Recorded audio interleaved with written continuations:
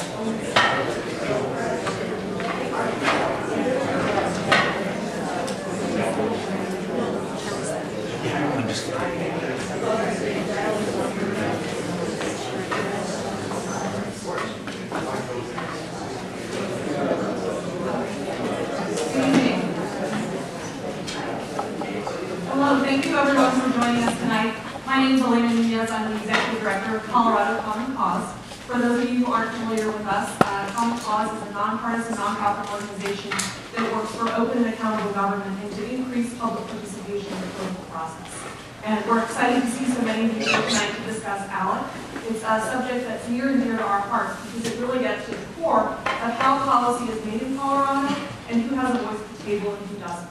So it's great to see so many of you here. First, I'd like to thank our co-sponsors for tonight's event, Progress Now Colorado, the American Federation of Teachers, the Colorado Education Association, Conservation Colorado, Colorado Ceasefire, and ASPE, the American Federation of State, County, Municipal Employees. Sure, can everyone hear me now? Is that a little better? And then our last sponsor, the Colorado Trial Lawyers Association. So quite a diversity of interests that I think reflects how the ALEC impacts so many different issues that we work on. It really crosses issues, crosses subject areas, and it's an issue of supreme importance. So in just a few minutes, we're going to start the screening of the Bill Moyers film, The United States of ALEC, which will give you a great perspective of how the American Legislative Exchange Council is impacting public policy throughout the country. But I want to take just a few minutes to introduce ALEC for those of you who aren't familiar. ALEC's of great concern because obviously in the post-Citizens United world, we're seeing the growing influence of corporate money on our governance. And that's happening at the ballot box through campaign contributions, but it's also happening in state legislatures throughout the country. And ALEC is actually not a new phenomenon. They've been operating for nearly 40 years under the radar without much public exposure.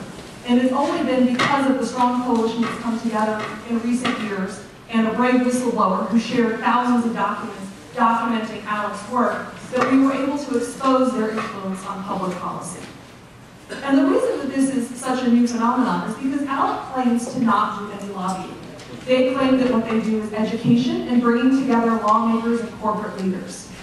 But what we learned from their documents is that they work behind closed doors to draft model legislation to impact the corporate bottom line. And that legislation touches a whole broad set of issues. Everything from private prisons and trying to privatize prisons in our states to increase corporate bottom lines, so taking state taxpayer money to then turn around and try to increase prison populations. So think about that. ALEC works on both privatization of prisons, but then also on criminal justice issues, trying to create more stringent sentencing requirements so that they can keep those prisons full. It's a pretty nefarious process. We've also seen on the voting rights side that they're working to limit access to the ballot so that people who are eligible to vote aren't able to. And many of you may have seen just last week, the U.S. Supreme Court heard a challenge to an ALEC drafted law. So in Arizona, they passed a law that would make it more difficult for people who are eligible to vote to register by requiring that they prove their citizenship. Now, we all agree that only citizens should be voting in our elections, but the law that they passed was so onerous that we know that more than 30,000 eligible Arizonans who are eligible citizens, eligible to vote in our elections, would not have been able to register to vote under the requirements. We've also seen incredible attempts to limit consumer protections, to roll back environmental protections. The list of ALEC activities goes on and on. We know that ALEC has thousands of state legislative members, but they're primarily funded by a long list of corporate sponsors, ranging from Coke Industries to BP to AT&T, who draft legislation that will benefit their corporate bottom line. And what we've seen is that as their activities become more and more well-known, the public is speaking out against that. And since we launched the ALEC Exposed campaign, more than 40 companies have chosen to withdraw from ALEC because when their activities became known, the public pressure was such that they no longer wanted to be connected to ALEC. That's a huge organizing victory, but we're not done. Thanks to those whistleblower documents that we obtained, Common Cause nationally has filed an IRS complaint against the American Legislative Exchange Council, pointing out that their activities are a violation of their 501c3 exempt status. Because what corporations can do now is give to ALEC to further a legislative strategy, but then take the tax write-off and say that it's not actually lobbying, which we all know isn't true. So there's a lot of work to be done, both nationally through that IRS complaint, and here in Colorado to raise the profile of this issue. So we're excited to have a great panel tonight to talk about how ALEC impacts the work that we all do. We'll introduce them after the video, but now, please turn your attention to the screen. Thank you so much for joining us tonight.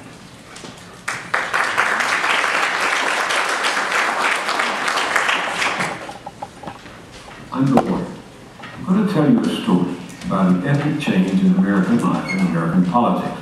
A story that begins about 40 years ago when a conservative Democrat and corporate lawyer in Richmond, Virginia wrote a memo for the United States Chamber of Commerce. His name was Lewis Powell.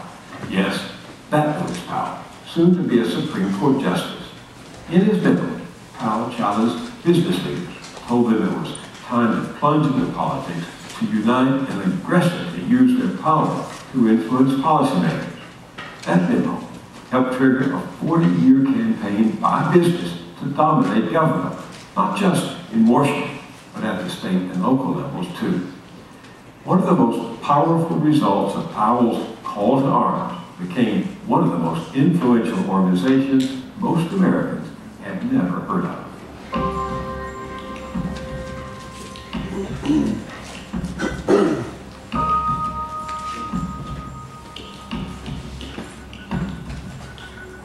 They want everybody to vote. I don't want everybody to vote. As a matter of fact, our leverage in the elections quite candidly goes up as the voting populace goes down. I've often told people that I talk to on the campaign trail that when they say what, when they say running for state legislature, I tell them that the decisions that are made here in the legislature are often more important for your everyday life than the decisions the president makes.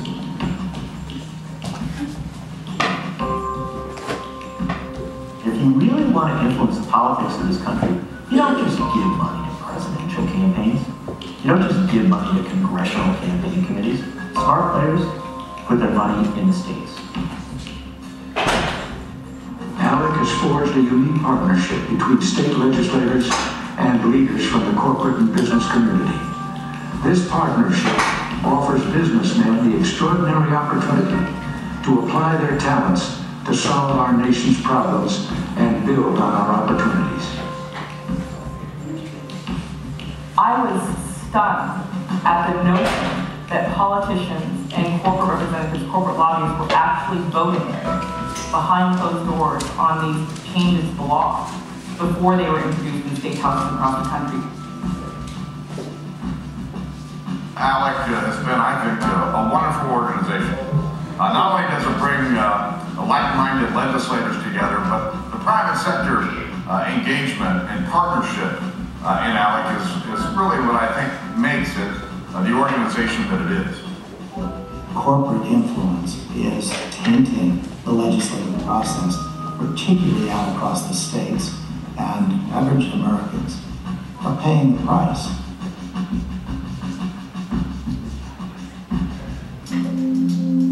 The American Legislative Exchange Council, ALEC. It's headquartered here in Washington, D.C., but operates in every state capital in the country, and its efforts produce some hundreds of new state laws each year. Well, I play politics for a living, so I've known about ALEC for a long time.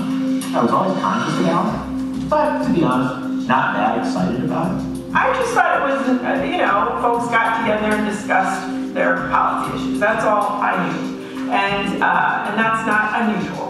And that's how they portray themselves today. But now, with this project, we've learned all sorts of things that we didn't know. In 2011, an investigation began, cloak and dagger style, at the nonprofit Center for Media and Democracy. In the spring, I got a call from a person who said that all of the ALEC were available and was I interested in looking at them. I said I was. In early April, Ethan Graves, the head of the center, received a document drop from an ALEC insider. These are the bills that were provided by whistleblowers. That's just the index. They would come to tell a story, she says, of how a seemingly innocuous nonprofit was actually funding some of the world's most powerful corporations. ALEC has been changing the country by changing its laws, one step at a time. I remember the day well. It was first thing in the morning, and I looked at the bills, and I was astonished until I saw the bills and the depth and breadth and duration. I did not have a full understanding of their reach and their impact. Graves was familiar with some of the bills because versions of them had already become law in many states, but she had no idea ALEC was behind them. Bills changed the law to make it harder for American citizens to vote. Those were ALEC bills. Bills to dramatically change the rights of Americans who are killed or injured by corporations. Those were ALEC bills. Bills to make it harder for unions to do their work were ALEC bills. Bills to basically block climate change agreements. Those were ALEC bills. The Center for Media and Democracy is a small, nonprofit investigative reporting group. Researchers here knew the documents they'd gotten had enormous implications. ALEC had been around for nearly 4 decades, but no one on the outside was even certain exactly who belonged to it. Graves and her team began to plow through ALEC documents, as well as public sources, to compile a list of the organizations and people who were or had been ALEC members. They found hundreds of corporations, from Coca-Cola and Coke Industries to ExxonMobil, Pfizer, and Walmart. Dozens of private think tanks and foundations, 24 corporate law and lobbying firms, and some 1,000 state legislators, a few of them Democrats, the majority of them Republicans. After I spent some time really looking through the bills, I went to dinner with my colleague here, Ray Vitari, and her husband, John Nichols. Lisa called us and said, I have some stuff. I don't know how much stuff I have, but I have some stuff. I think this is going to be a big story. This is an incredible thing. ALEC is an organization that's usually been, very much behind the scenes, sort of the Wizard of Oz behind the curtain. The Center was about to go on a mission. I was determined to really break through the story of ALEC and how its operations actually work. I was also determined that this not be like a WikiLeaks situation, where there was no context and no real storytelling about them. But telling this story wouldn't be easy. ALEC does its most important business behind closed doors. And just understanding all the bills was a task in itself.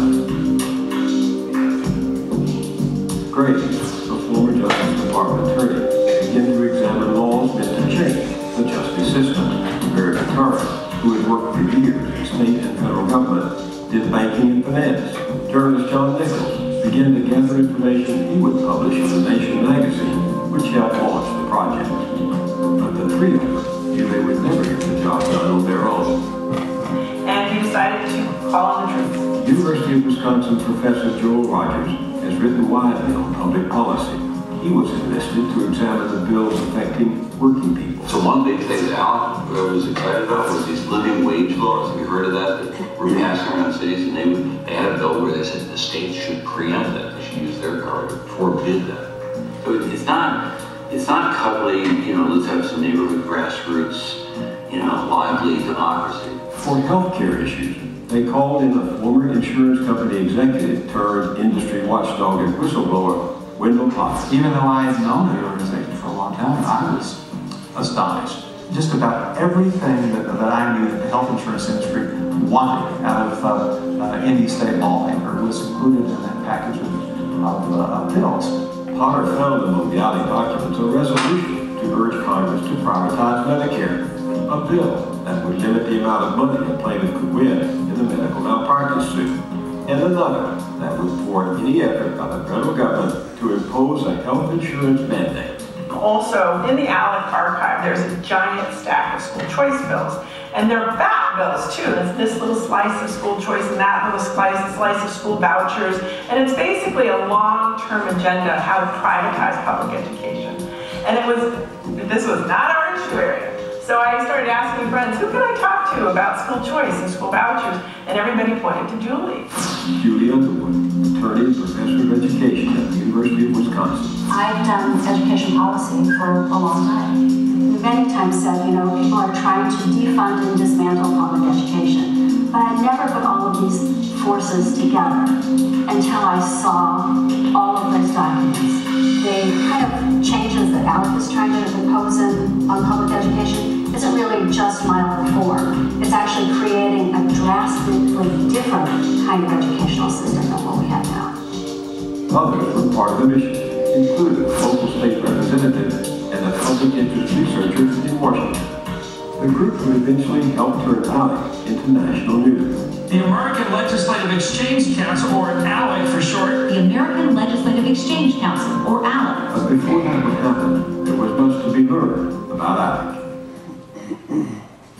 ALEC describes itself as a nonpartisan partnership of state legislators, members of the private sector, and the general public, devoted to limited government, free enterprise, and Jeffersonian principles. Founded close to 40 years ago, it produces what it calls model legislation, proposed laws that its legislative members introduce in the state houses throughout the country as their own. ALEC says close to 1,000 bills, based at least in part on its models, are introduced each year at an average of 200 passed. ALEC doesn't run candidates. ALEC doesn't train candidates. ALEC doesn't really play politics, you know, on election day. ALEC plays the day after the election. They look at who got elected and they say, you should join ALEC. ALEC's members and representatives either refused or didn't respond to interview requests for this story. But it's not hard to get the group's philosophical point of view. ALEC's own videos help to do that. If you want to get more revenues out of rich people, the enduring lesson of the last 50 years is you cut their tax rates, you don't raise them. And by the way, that's an important lesson for you all as state legislators.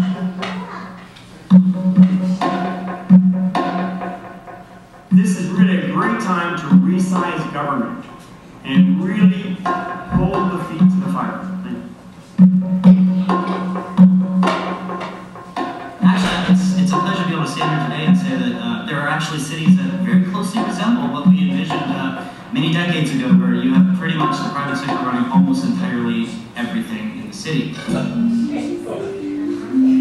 ALEC is a corporate dating service for lowly legislators and corporate special interests that eventually the relationship culminates with some special interest legislation, and hopefully that lives happily ever after is the ALEC model. Unfortunately, what's excluded from that equation is the public. Mark Pocan is a Democratic Wisconsin state representative and one of ALEC's loudest critics. This is part of a national conservative movement that's involved in all 50 states that introduces the same cookie-cutter legislation state by state on behalf of their corporate paid members. By one count, over a third of Pocan's fellow Wisconsin lawmakers are ALEC members. When you look around, especially on the Republican side of the aisle, a lot of members of ALEC. Front row, ALEC. When you start going down to, you know, the chair of finance and some of the other members are all ALEC members. In fact, ALEC co-chair for the state. Row by row, you can point out people who've been members of ALEC over the years. There's two main categories they have. One is how to reduce the size of government. And the other half of it is this model legislation that's in the corporate, in other words, this profit-driven legislation. How can you open up a new market? How can you privatize something that can open up a market for a company? And between those two divisions, you're kind of getting to the same end goal, which is really kind of ultimate privatization of everything. Mark Pocan is something of an expert on ALEC. In fact, to learn as much about it as he could, he became a member.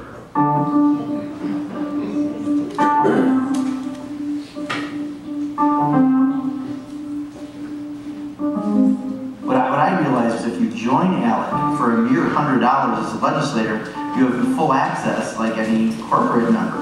Those corporate members pay up to $25,000 for that privilege. For a first-hand look at how corporations interact with ALEC legislators, Cocan took himself to an ALEC conference.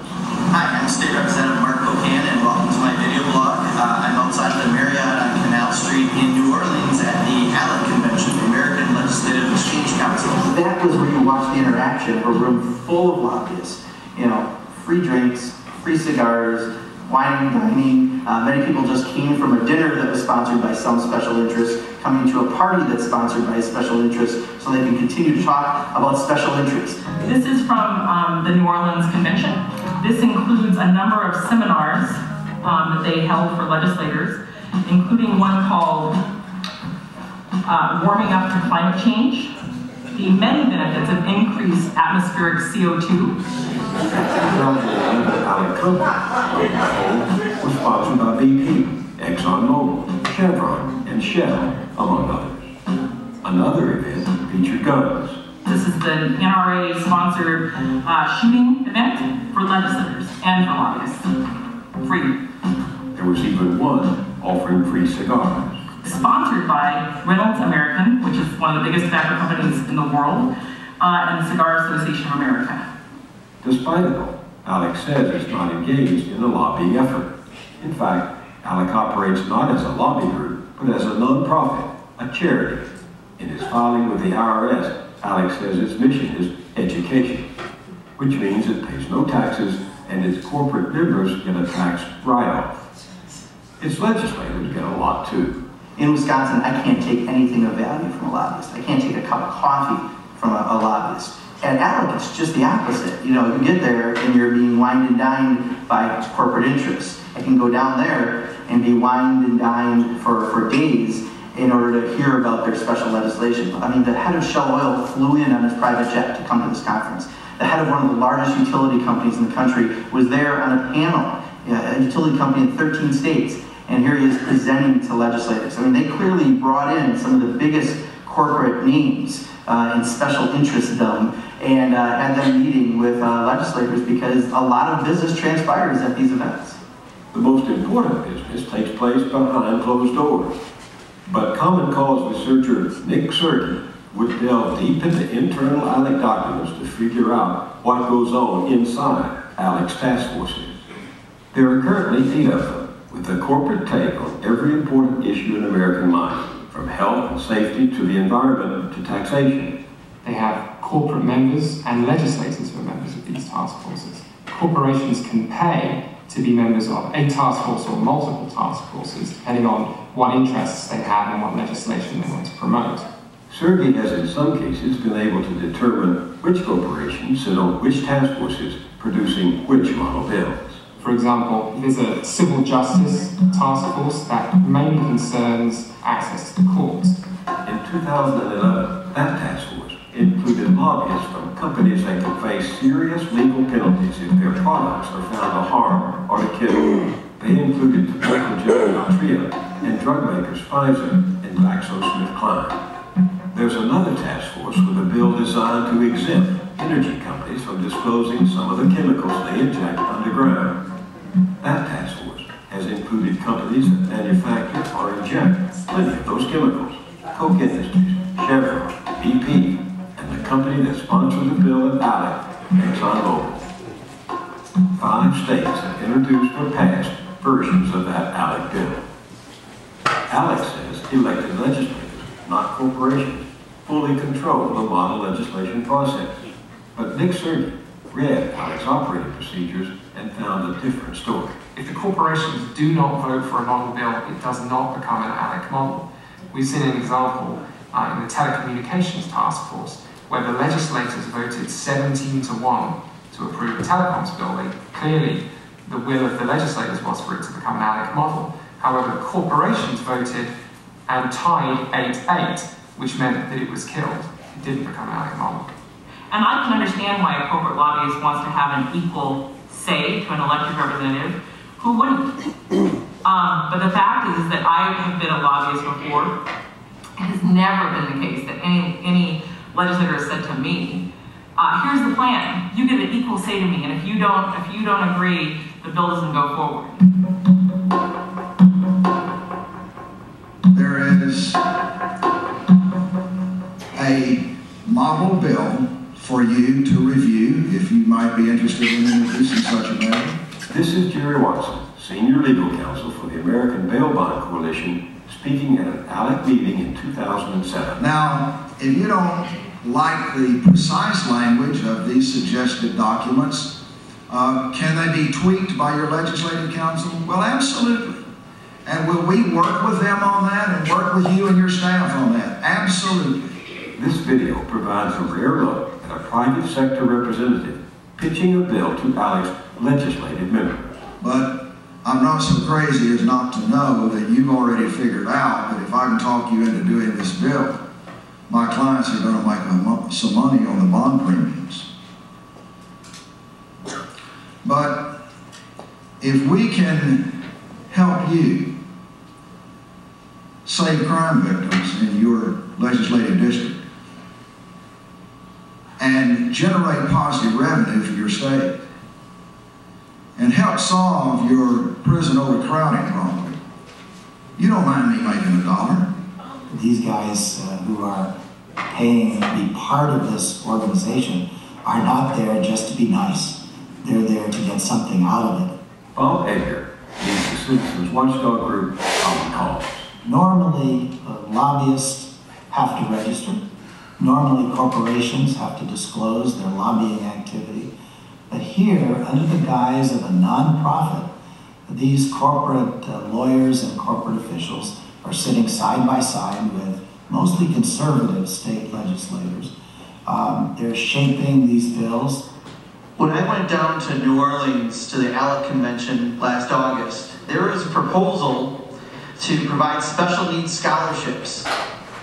And lo and behold, all of a sudden I come back to Wisconsin and what gets introduced? Get ready, I know you're going to have a shock look on your face. A bill to do just that. That special needs bill was sponsored by 26 ALEC members in the Wisconsin State Legislature. But the real sponsor was ALEC. Go can do, because the bill bore a striking resemblance to ALEC's model. Have a look.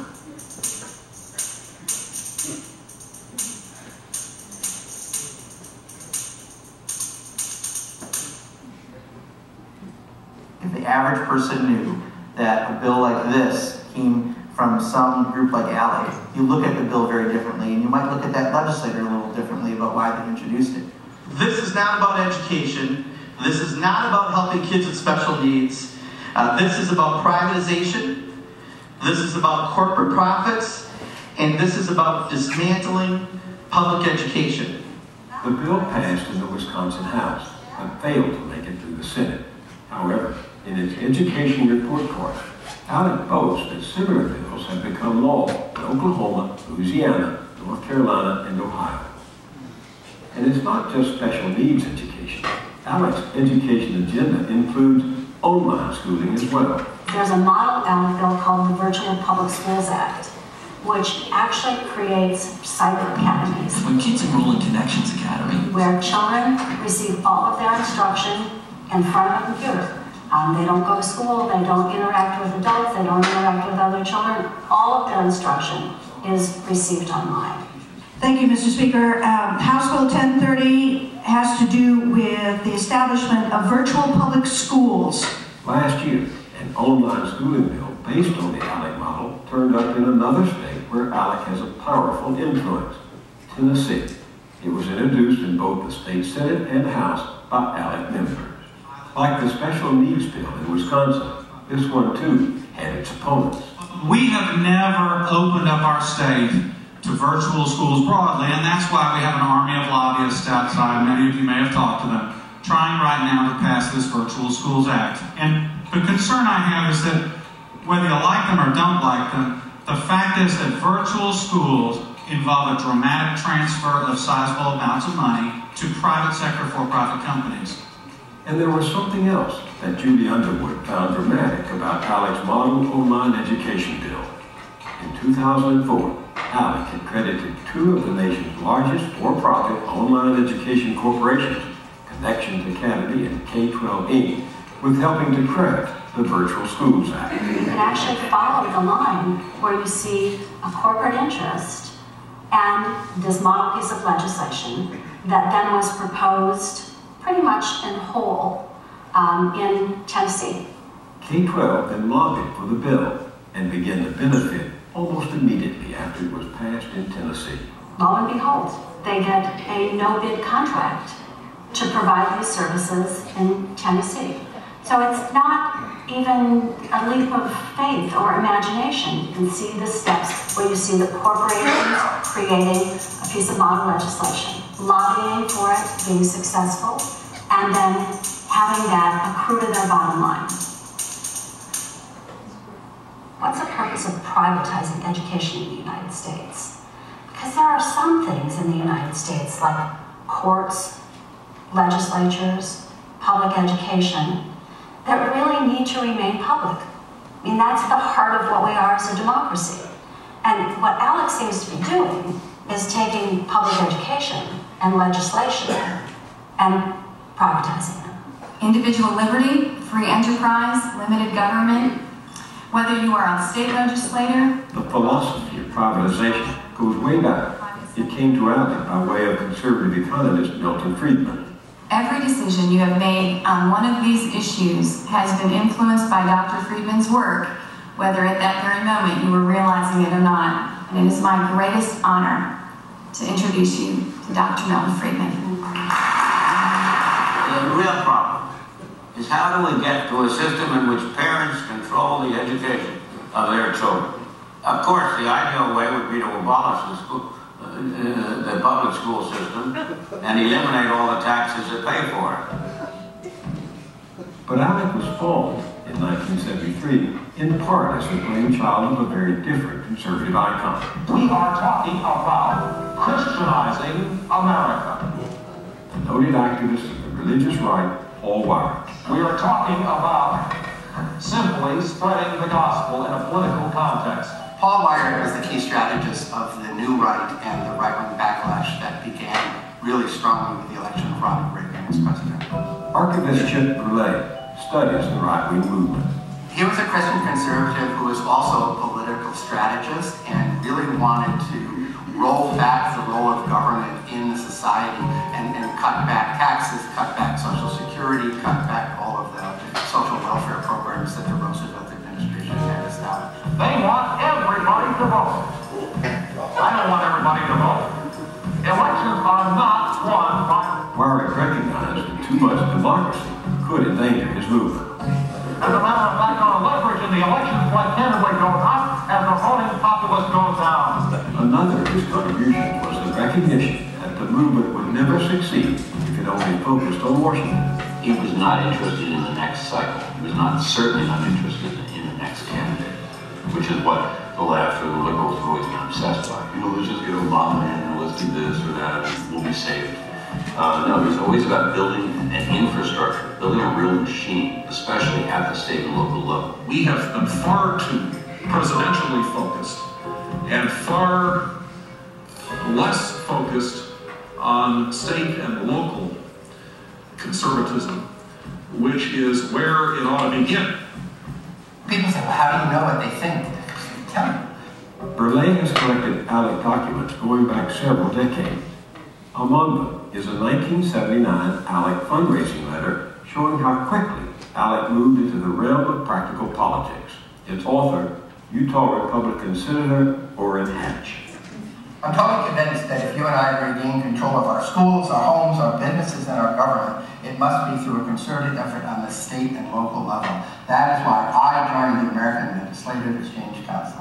As time goes on, ALEC draws more and more interest from corporate funders who begin to see it as a way to get their pet projects brought down at the state level. And so somewhere between around 1974 and 1980, you see ALEC transform into a very powerful organization with scores of corporations involved in it, putting out sample state policy legislation packets on many different issues. This is a list, and it says some of our corporate and foundation donors. It's tiny type, and it fills a lot of the page.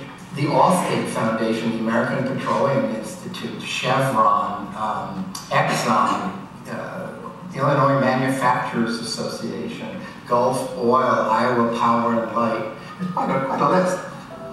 Anti-government sentiment, Christian activist certainty, power both political and corporate, it was a potent mix that helped propel ALEC's success.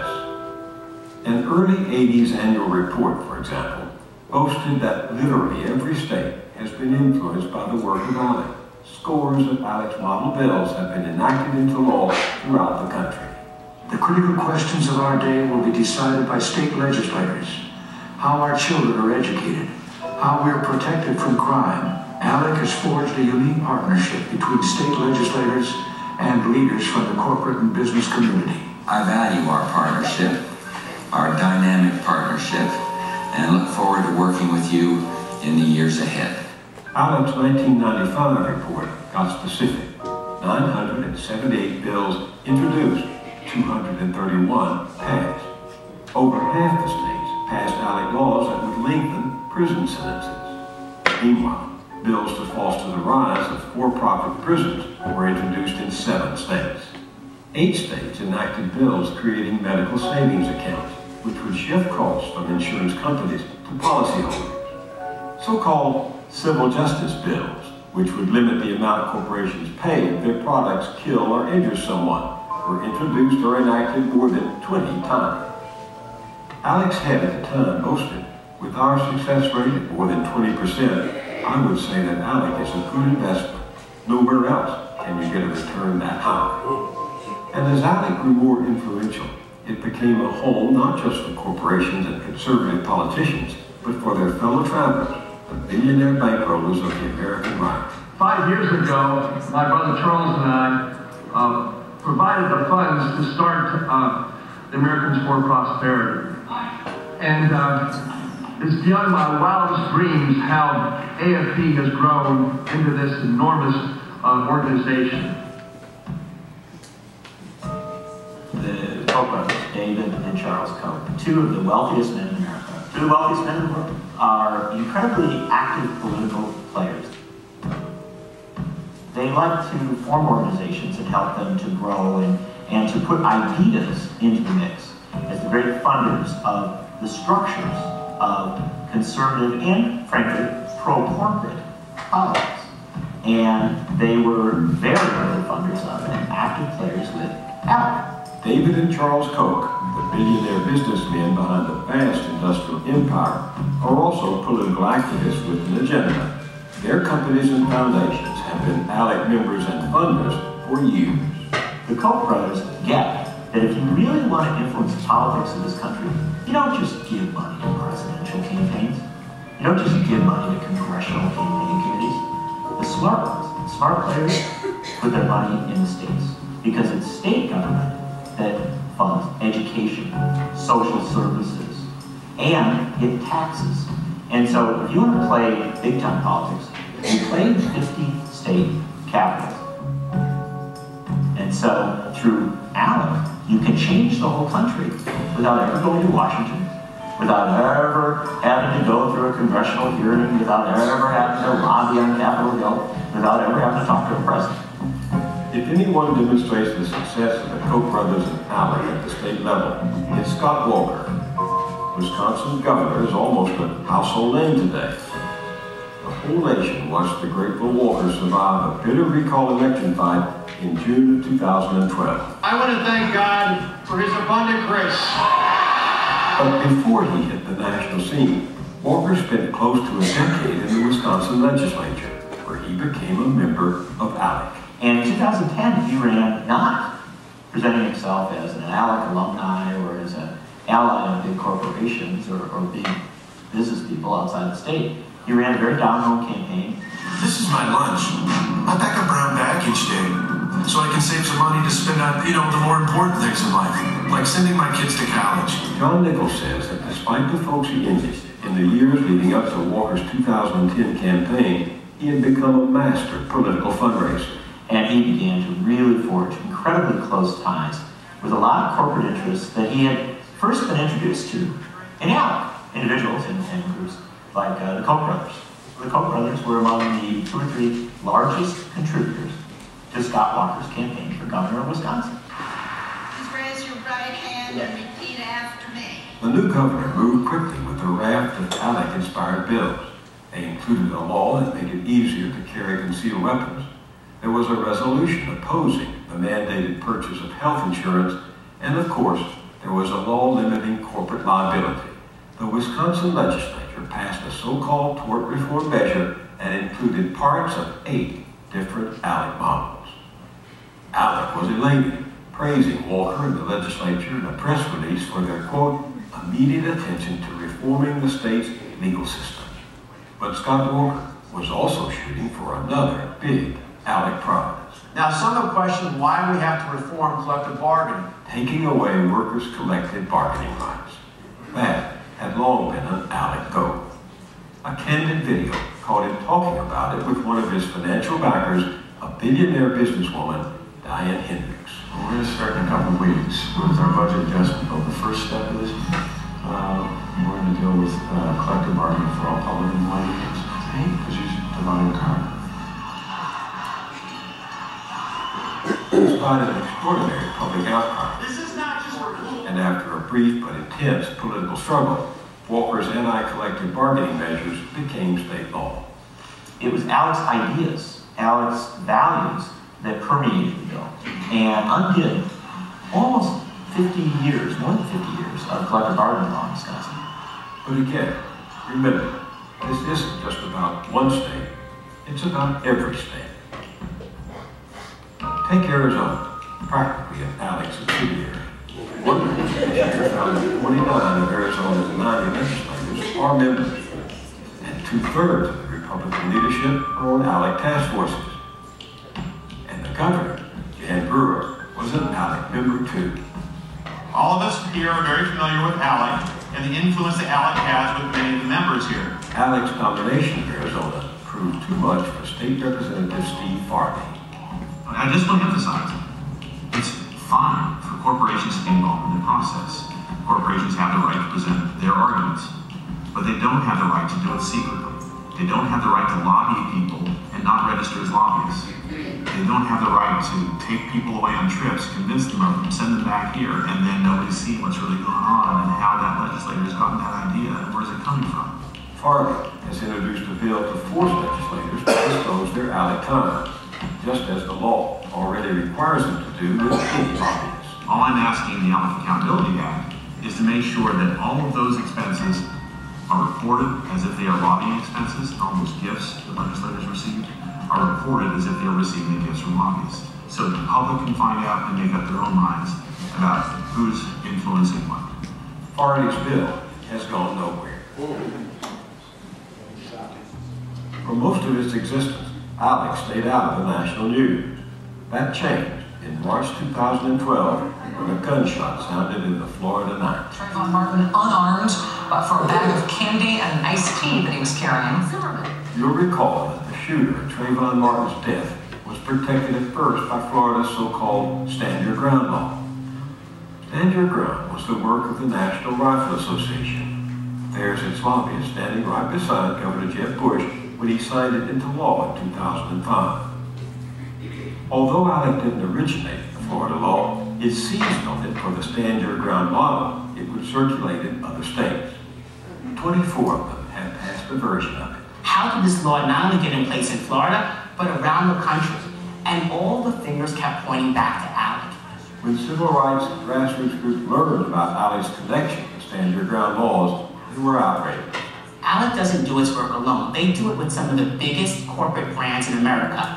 Tell us what you know about what the impact has been of the Trayvon Martin case in terms of funding this organization, which has been pushing these Stand Your Ground laws. This is a group that has lost funders in the last few weeks as people have learned about ALEC's role in promoting Stand Your Ground laws. Before long, corporations were pulling out of ALEC, including Coca-Cola, Kraft Foods, McDonald's, Mars, Procter & Gamble, Johnson & Johnson. Caught in the glare of the national spotlight, ALEC tried to change the subject.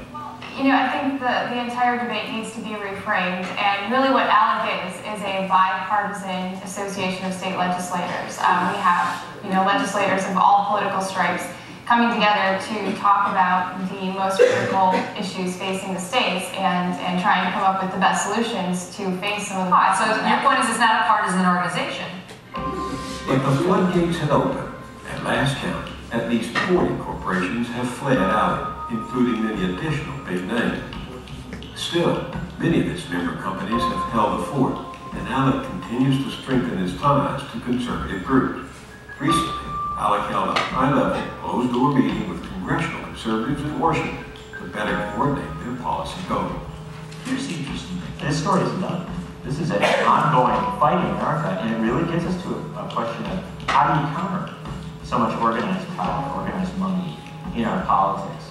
Common Cause has filed a complaint about ALEC with the Internal Revenue Service. We think there's tax fraud involved. The group is challenging ALEC's tax-free status, claiming that ALEC is a corporate lobbying group masquerading as a public charity. And those who oppose the ALEC agenda continue to speak out against it. They include Wisconsin's Mark Pocan. This is supposed to be Education Day, when really it's ALEC Day. And Arizona's Pete Farley, who hasn't given up on his ALEC Accountability Act. When I introduced it, it got a lot of attention nationally. Wisconsin legislator Mark Pocan called me up and said, "This is great, can we do it too?" So I said, "Fine, let's do it." So we're actually creating our own model legislation. It's sort of an interesting revenge on ALEC. At Common Cause and the Center for Media and Democracy, researchers continue to pore over ALEC's documents, connecting the dots between its corporate patrons and compliant legislators. State by state by state, citizens have to decide. Do they want legislators to go to fancy resorts and sit behind closed doors with lobbyists and write their bills and then bring them back and introduce them without exposing their ALEC roots, or do they want to do something about that? As more and more people become aware of the role of the American Legislative Exchange Council, they are becoming more aware that this corporate agenda does not match the values of the American people. Citizens are catching on, but ALEC is still everywhere. Watch for it. Coming soon to a steakhouse near you.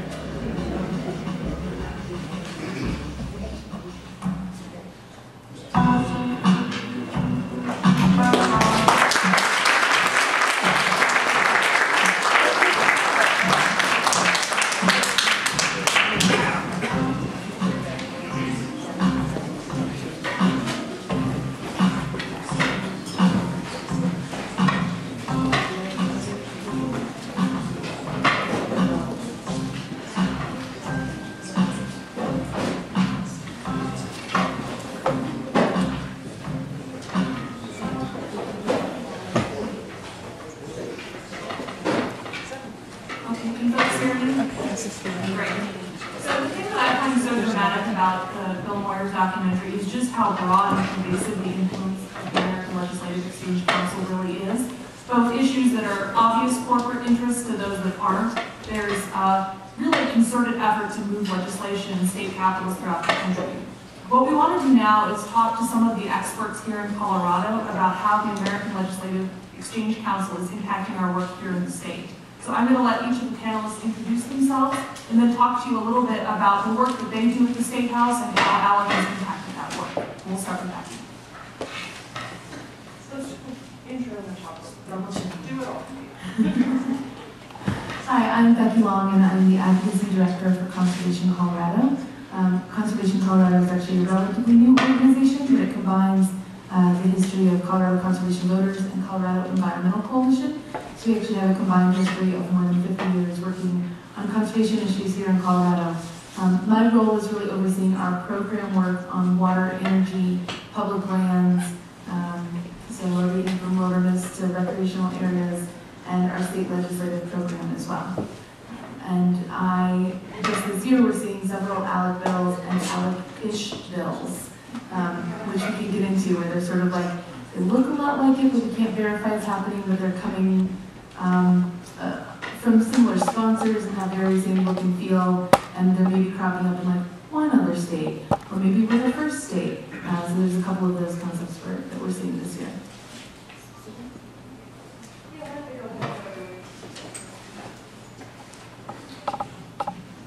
Hi, I'm Sean Hingo with the American Federation of State, County, and Municipal Employees. I'm their Colorado Political and Legislative Director, and I work on issues at the Capitol that deal with workers' rights, pension protection, elections issues, and many others. And I had the privilege of being in La Crosse, Wisconsin for the gubernatorial recall this last go-around, where we were able to at least flip that county during the recall. But so a direct impact with ALEC in those respects, and I'll talk a little bit more later about some of the specific issues that are affecting here, us in Colorado from ALEC in just a moment. But it's good to be here, and thank you all for coming.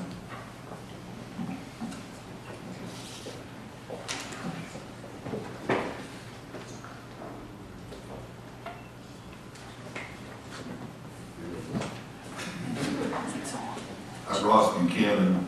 I'm an attorney here in town. I have a general civil trial practice. I'm here on behalf of the Colorado Trial Lawyers Association, which is one of the organizations, really the principal organization representing consumers up at the State House, and ALEC and other associated and affiliated organizations that I'll tell you about here in a minute, play a very significant role in pushing what passes under the name of tort reform.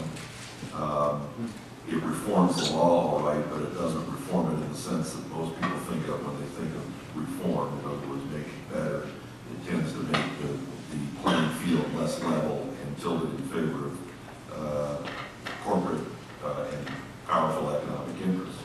So that's what I'm going to talk about here in a little bit. Thank you all for coming. I'll be happy to visit with you about these issues. Good evening, everybody. My name is Tony Salazar. I'm the Executive Director of the Colorado Education Association, which is the professional organization for educators across the state of Colorado. We're a state affiliate of the National Education Association, which has 3 million members across the nation. We have about 38,000 members here in Colorado.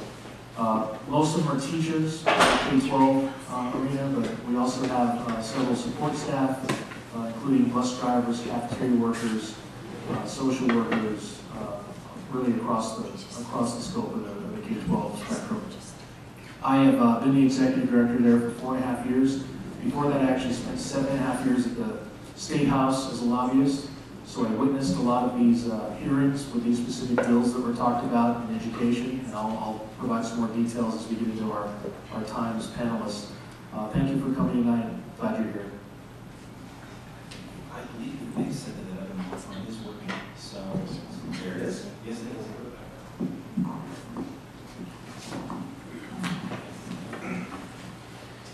Good evening, folks. My name is Alan Franklin, and I'm the political director of Progress Now Colorado. Progress Now Colorado has been on the ground since 2003, and we are the state's largest online progressive advocacy organization with about 200,000 members here in the state of Colorado.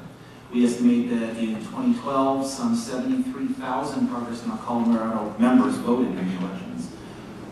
When my turn comes up, I actually have several anecdotal stories about dealing with ALEC over the years, as well as some specifics both from our report on ALEC activity in Colorado and that of other Progress Now state affiliates around the country. Great, thank you. So what we're going to have each panelist do now that you know who they are is talk about their experience specifically at the legislature, the bills that they've seen, the interests that they know are behind them, and how it's impacted their work. So we'll start with Becky and again go down the line. Thanks. So I'll start with a couple that we've seen just this year right off the bat. The first being, and I think I grabbed the right bill number off of this, House Bill 1089, which was titled the Academic Freedom Act. Which is a fancy way of saying, let's teach no evolution and deny climate change in our schools. That bill died very quickly, and a lot of groups on this panel probably had more direct interaction with it than we did actually, because it was pretty out there. There actually weren't a ton of corporate interests working on that. It was more of a pet project for several legislators that we saw come through. Some of the ones that are more troubling, though, that we have seen and are actually very hard to fight because they sound kind of reasonable if you don't really look into them, and they don't necessarily target one specific area, they'll have a major impact on environmental issues, are bills that roll back our state rules and regulations on a number of different industries.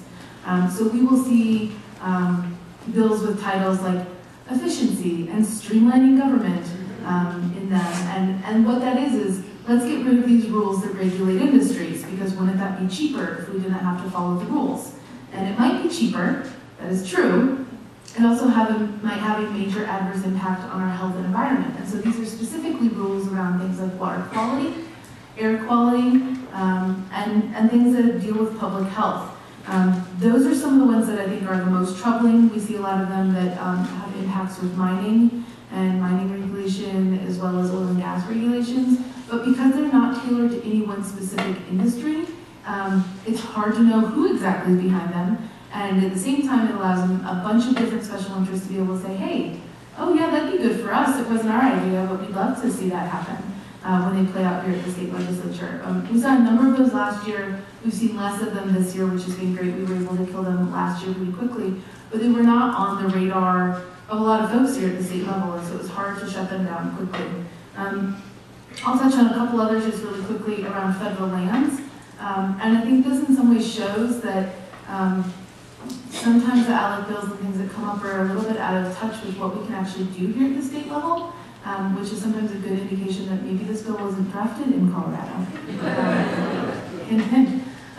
This year we saw Senate Bill 142, which would direct the state to cede our agricultural federal lands for auction, essentially. The similar bill came up last year. This year it took a little longer to kill because of some procedural funkiness in committee. That is a technical term.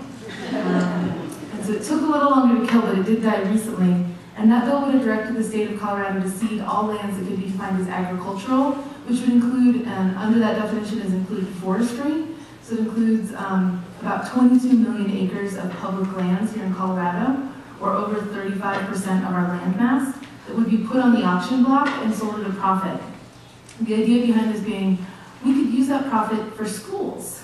The problem is, we constitutionally probably can't sell those lands, and it will cost us money for the years of litigation we will be in over whether or not we can sell those lands. Additionally, you would have to hand those lands over to the state for management, and our state system just isn't equipped to manage that kind of area. So we would have to hire something like 600 to 700 new employees to even begin to manage those areas. And they're not just random areas in the Eastern Plains or the West Slope that you may not think are of special import. It could include our wildlife refuges, the Pawnee National Grasslands, areas surrounding maroon bells, and a whole bunch of other areas. And that's really counter to what we know Colorado voters want. The recent Colorado College poll showed that 98% of Colorado voters surveyed in that poll think that our public lands are vital to our state economy. And so this bill was really, not in line with Colorado's priorities, and we've seen it multiple years in a row now. The other version of this that kind of combines that rule review piece and the federal lands are maybe, how do we deal with them, happened this year as well. It's House Bill 1188. It died fairly recently, and that was a bill that would have said anytime there's a federal permitting decision on federal lands, a county with those federal lands in their domain should be able to file a report through the Office of Economic Development and International Trade to talk about the economic impact on that county. Now, that would mean that a city like Estes Park would not be able to file a report saying, hey, there's major benefits to us from having Rocky Mountain National Park nearby. But a county that had the BLM managing drilling in their community, like Rio Blanco County, could say, oh, if you don't allow that drilling, we might see a loss of income. So it was really unbalanced in a lot of ways, and also would have created a huge regulatory process at the state level, specifically in that the Office of Economic Development and International Trade does not specialize in things like NEPA. They don't have that background and basis of understanding, so it would be very hard for them to prepare a report and analyze this information to know what these decisions do or don't mean. So we're seeing some bills like that are kind of a hybridization of something like a Siege Your Federal Lands bill and a rule review reform bill that are new. So that was a new one this year. And I'll move on.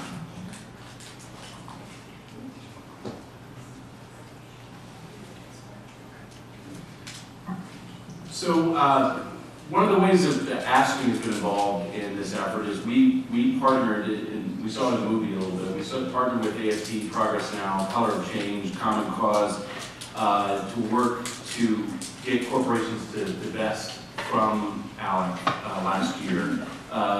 One of the unique situations that a union has is we have pensions, and as holding those pensions, we are investors in many of these corporations. And so what we were able to do at the national level was work with our partners up here and many of the folks out in the audience and in DC to push to have the 44 corporations pull out of ALEC and sit down as an investor and say, listen, you know, Coca-Cola, you know what, do you realize that you're funding this and that's funding these voter ID bills? These are funding the standard ground bills.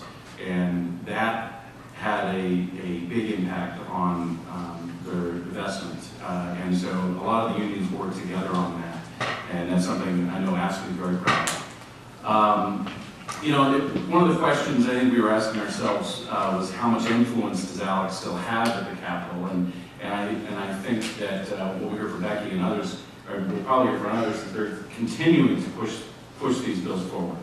You know, they do not have the type of majorities they need at the legislature, but that doesn't stop them from moving forward. And I think we're a hair's breadth away from being in a situation where their influence would find a resurgence.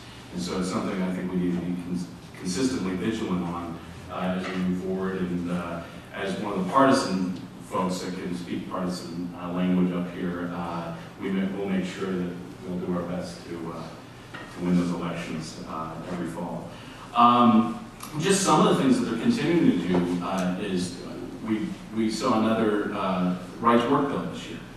Senator Hill brought forward Senate Bill 24, very similar to what they tried in Wisconsin, Ohio, and many of these other states. And again, it died in committee because we were able to have the leaders that we have in the legislature now to protect Coloradans from these type of bills. But there were two other bills that we call paycheck deception bills. Senate Bill 141 and 168 were put forward as well that would have weakened our ability to fight back and protect our members and to protect the services they provide.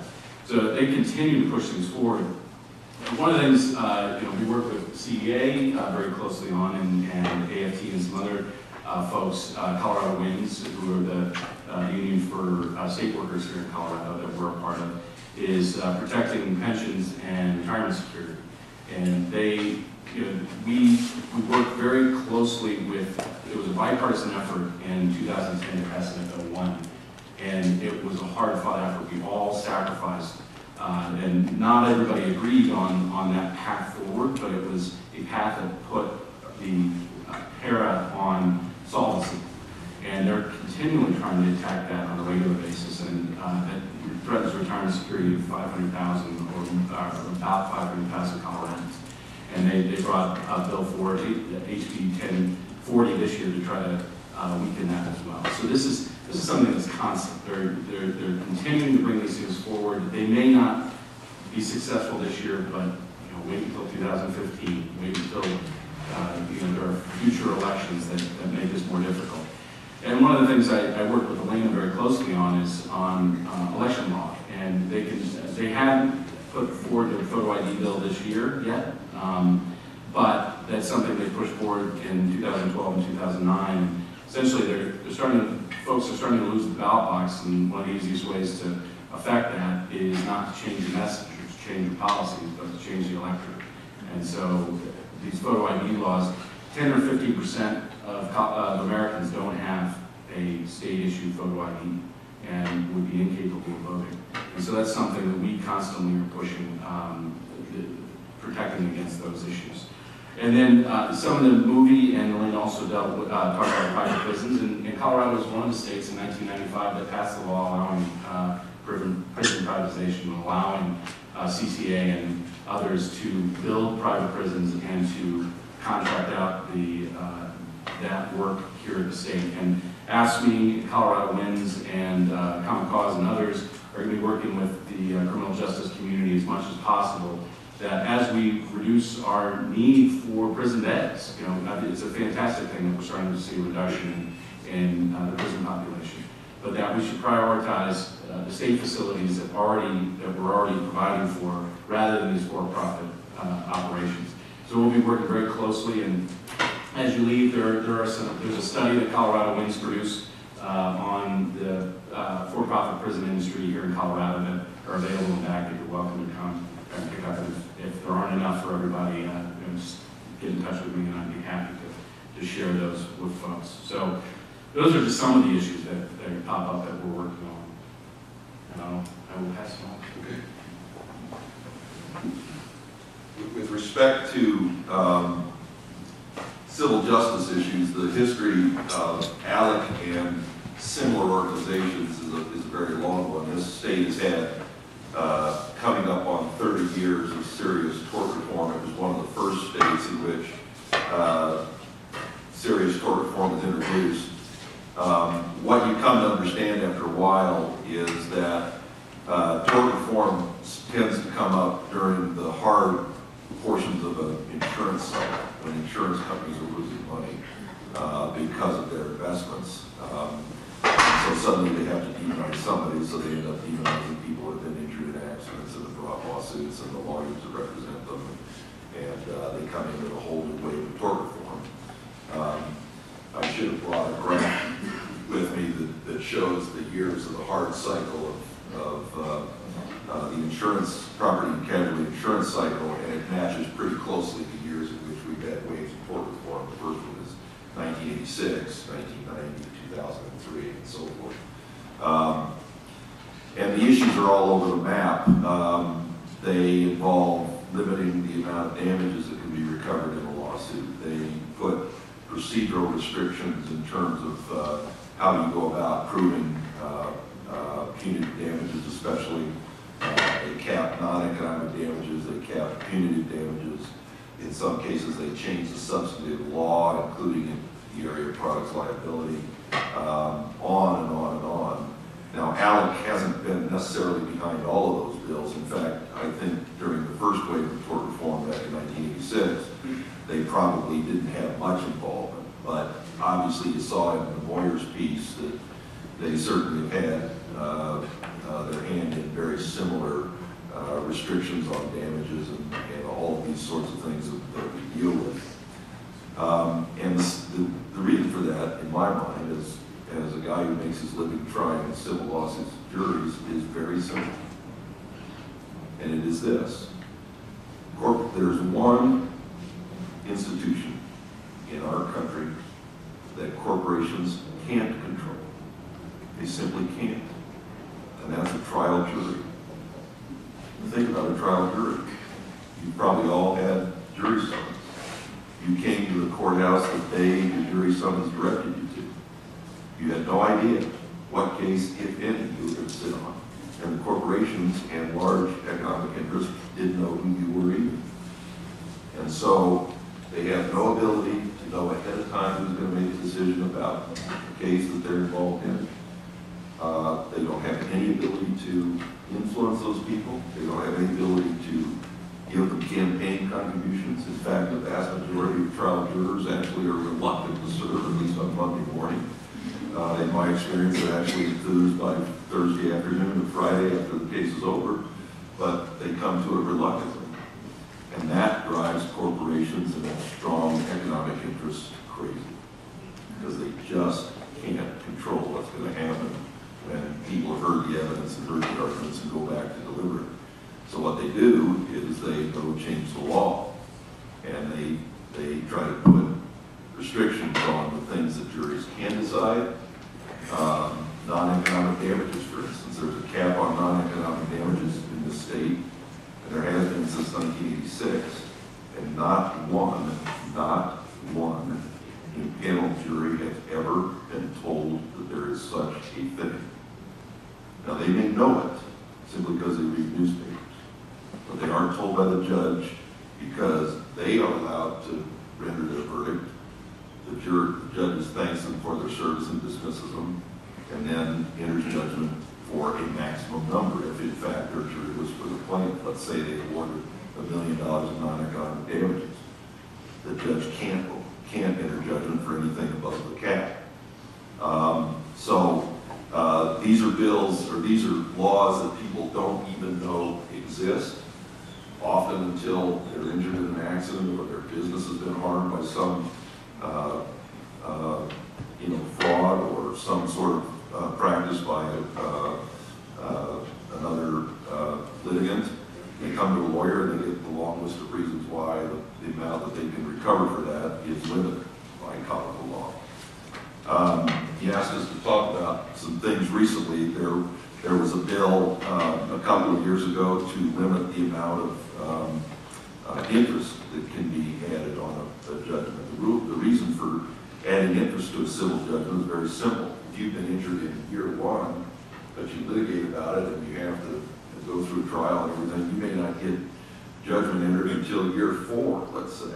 But a jury's told you that case is worth, let's say, $100,000. Well, that's $100,000 that you suffered since the day you suffered your injury or your business suffered a damage of some kind.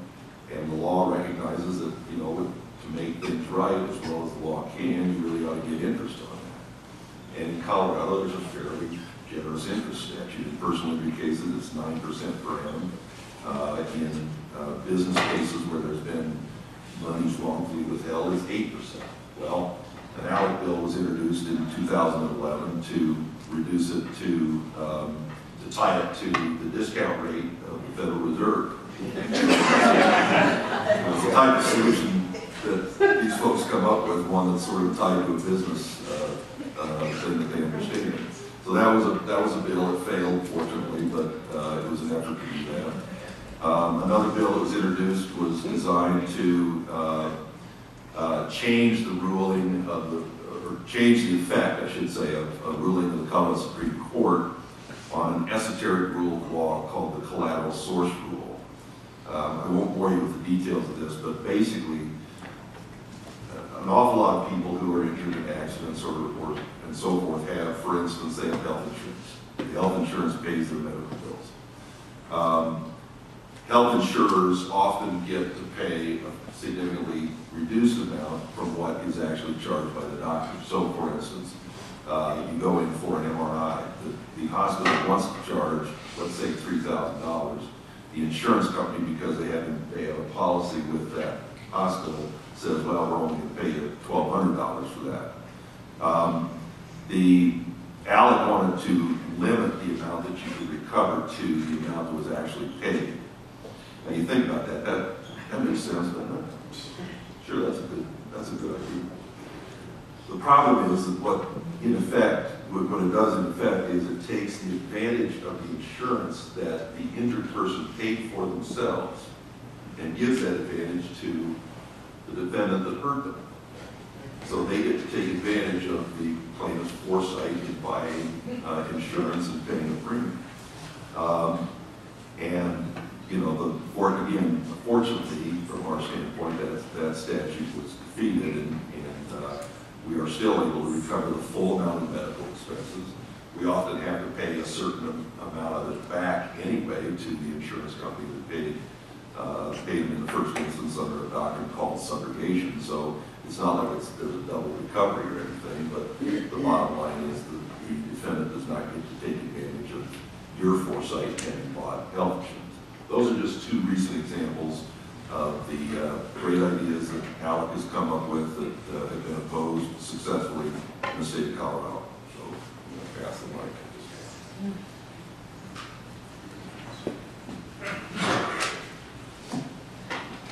So I should have mentioned before as well that I also worked as a nonpartisan legislative staffer for 5 years before I came to my current job.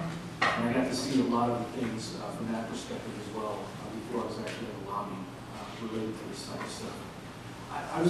Was it only me or did some parts of that video seem like a bad Saturday Night Live skit? It's amazing to think that's actually real. A lot of the issues that I would talk about, Sean covered. We do share some of the same interests. We are also a 501c5 labor union who represents our members in the state of Colorado as well as their professional organization. And when it comes to education, I think ALEC has a pretty simple model and strategy across the nation. And it really revolves around defunding, deregulating, privatizing, and then profiting from public education. And why do they do that? Well, because public education is a $500 billion business opportunity for ALEC in this nation. That's how much we spend. And this is at the same time, I should also mention too, that a lot of these schemes that come out of this model legislation, when we talk about defunding, is at the same time we've cut $1 billion out of our schools, out of our public schools over the last 3 years. And our public schools right now are $4.7 billion underfunded. So as I talk about these things, just keep in mind that we've increased class sizes in this state. Some of our class sizes now are in the high 30s, maybe even low 40s, depending on where you are. In rural districts, we've closed schools on Fridays and the 4-day weeks.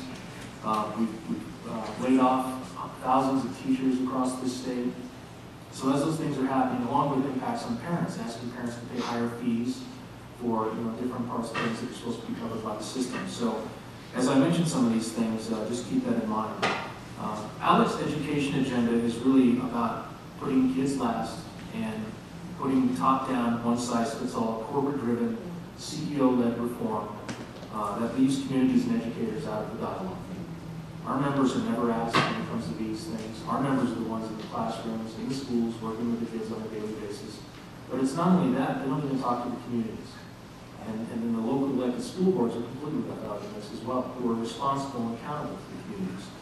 So when we think about how these policies are driven, you saw some of it in the video. I mean, these are policies that are driven by basically CEOs or corporate lobbyists in a room with the same vote, sometimes even a higher vote, than the elected officials, who at least they've been elected by the public at some point. And they're allowed to basically veto bills or move forward bills that they need to basically move forward their bottom line. What specific bills have we seen? Well, over the years we've seen numerous voucher bills, and these are both universal vouchers for everyone regardless of income. There's been some income means tested bills, and they're all really just different type of scheme to subsidize private religious schools that are not accountable to the state or public transparency when it comes to our dollars. The kids aren't required to be taking the same state exams. They're not required to have the same types of rights or protections that are provided in public schools. All of those things are left out. I've also been witness to some special education voucher bills, and they mentioned some of those in the video as well. I remember being in a committee one time where one of the witnesses who represented one of these schools actually testified that these voucher schools can help cure kids of their disabilities. And of course, they weren't interested in the profound disabilities because those kids are expensive. We can spend up to $50,000, maybe more, dollars per year educating kids with profound disabilities. And in the public school system, we take all learners. We take them all, we love them all, we do absolutely the best we can with all of them, regardless of their disability. But they weren't interested in those kids. They just wanted the ones with what they considered to be the minor disabilities that maybe they could cure after a few months in their schools. The other things I've seen are the private school tax credits, which is just another type of a voucher scheme. And what those are income tax credits for individuals and corporations, by the way, that are paying private school tuition or donating to what they call a scholarship organization to help pay the tuition for these kids. And what that does, and it's never mentioned until somebody brings it up, is that actually defunds the state when you think about it. It reduces the amount of income tax collections that the state uses for a multitude of public services, including those for public schools. We're proud to say that two more bills have failed this session, and this has been a reoccurrence over the last several years. You might remember a voucher bill passed here in 2003. It went to the Supreme Court. It was overruled by the Supreme Court, thank goodness. We ran the same bill a year later, and that was defeated by a Republican legislature, as a matter of fact. But two more bills failed this session, Senate Bill 69 and House Bill 1176. Those were two more tax credit schemes. And those also allowed parents of homeschoolers to get tax credits for basically homeschooling their children. And it was in these particular bills, which were the same bill, by the way, ALEC bills, same exact wording in each house, by the same sponsors, at least the same Senate sponsor. where you could make a donation to one of these scholarship organizations, get a tax credit for your child, and also make one for your neighbor's child, and get another tax credit. So the possibilities are endless in terms of not paying the taxes. The other thing that ALEC has really tried to do for is the whole concept of charter schools, which for people, charter schools are very popular in the public, and I think they're based on some very laudable goals. But one of the things that people don't realize with charter schools is that they are designed to be non-union schools, which is why this is attractive to ALEC. They are schools that get waivers from a multitude of laws that are by the State Board of Education. Some of those waivers are basically the ability to be represented to collectively bargain or to have a salary schedule, those types of things. So what that does for the for-profit companies who run the charter schools is that it allows them to basically not pay their teachers market value, underpay them, which is why a lot of teachers in charter schools use that as sort of a farm system to come into public schools later, maybe right out of college, they're going to a charter school for a year or two and then wait for getting a job in the district. But they're able to give them no rights and pay them lower salaries, and then as they feel like that they can move those teachers out and replace them with a cheaper alternative. The other thing the legislature did about 6 years ago was create the Charter School Institute, which I think is probably the most invasive violation of local control in education to this point, where they allow the State Board of Education to basically come in and create charter schools, to go around the locally elected school boards again, and plop charter schools down under this new state model in districts, and take some of that district's per pupil money away to fund these charter schools that now are no longer accountable to local voters, but to a state entity that resides in Denver called the Charter School Institute. The other thing is online schools. And you notice they have like these snappy names for these bills that make it sound good. I can't remember the name of that book, but it's an author, I can't remember, who talked about messaging and how to name things. George Lake. Thank you. But they've mastered that in terms of how to name these bills. But the online industry has become big business in Colorado and across the nation. And it basically allows these for-profit companies, and you saw some of them on the video, K-12 Inc., and Connections Academy and some others, to basically create cyber schools where kids can take classes from home, rarely, if never, see a teacher, a real-life teacher in these schools. By the way, a study was done about 2 years ago or 3 years ago, and the performance in these schools is abysmal compared to traditional public schools. But they're provided comparable per pupil funding to traditional schools that provide things like classrooms, school facilities, food programs, transportation, extracurricular activities, and other student services. But that has become big business. The other thing I just wanted to mention very quickly is this concept called parent trigger. And the reason I mention that is because there was recently a movie called Won't Back Down with some reputable actors and actresses in the movie. Maggie Gyllenhaal was in it. Didn't get much fanfare, but it was produced by some funders of ALEC, like the Anschutz Foundation, Walden Films, I think it's called, actually Walden Media, excuse me, produced it, and they also produced the movie Waiting for Superman, which promoted the charter school concept. And that really is a bill that allows parents to petition to the State Board of Education to basically take over schools and again go around the locally elected school board and not have any contact at all with the teachers or the communities that are serving those kids. Fortunately, there's been one bill introduced in the Colorado legislature in 2011. It was House Bill 1149, also an ALEC concept, and that was summarily killed in committee. Actually, in the second house, and maybe through the first house when the legislature was divided in 2011. And you saw some of the other funders in the film. The Walton Foundation of the Walmart fortune has been very involved in this. They've also actually done a lot of work in the whole voucher tax credit schemes that they've talked about here through ALEC. Big funders of that. Koch brothers, as you can see, who are very active in Wisconsin, and again, the Anschutz Foundation. In terms of the Colorado legislators involved in this effort, there are several. Right now, it includes House Minority Leader Mark Weller, Education Committee member Carol Murray, former Speaker Frank McNulty, who was just Speaker for the last 2 years, Senate Minority Leader Bill Cadman, Scott Renfro, who serves on the Education Committee and actually is on the board of a charter school here in Colorado, but doesn't seem to think that's a conflict. These Republican legislators really set the agenda for their caucus when it comes to education policy. And so right now, fortunately, like Sean said, to people who are in the majority of the legislature have been smart enough to see through a lot of these schemes. With that, thank you so much. I'm glad to be here. Well, thanks, and really, I want to say again that it's great to see such a crowd out here to see this. This is an underreported issue here in the state of Colorado. I'm curious, and you know, I'm not going to single you out. Are there any members of the mainstream media present this evening? If so, yeah, I'm not surprised. Well, let's talk about that. The fact is that here in Colorado, ALEC enjoys pervasive influence, and at the same time, their influence is dramatically underreported by the news media, who's convinced that they are not controversial. My story, as I told you, the political director of Progress in Colorado, I got into Colorado politics because of an ALEC bill. 10 years ago, in 2003, I was a history major in television salesman at Metro State. History major at Metro State, television salesman. Anyway, I had no real political aspirations. I was taking my classes.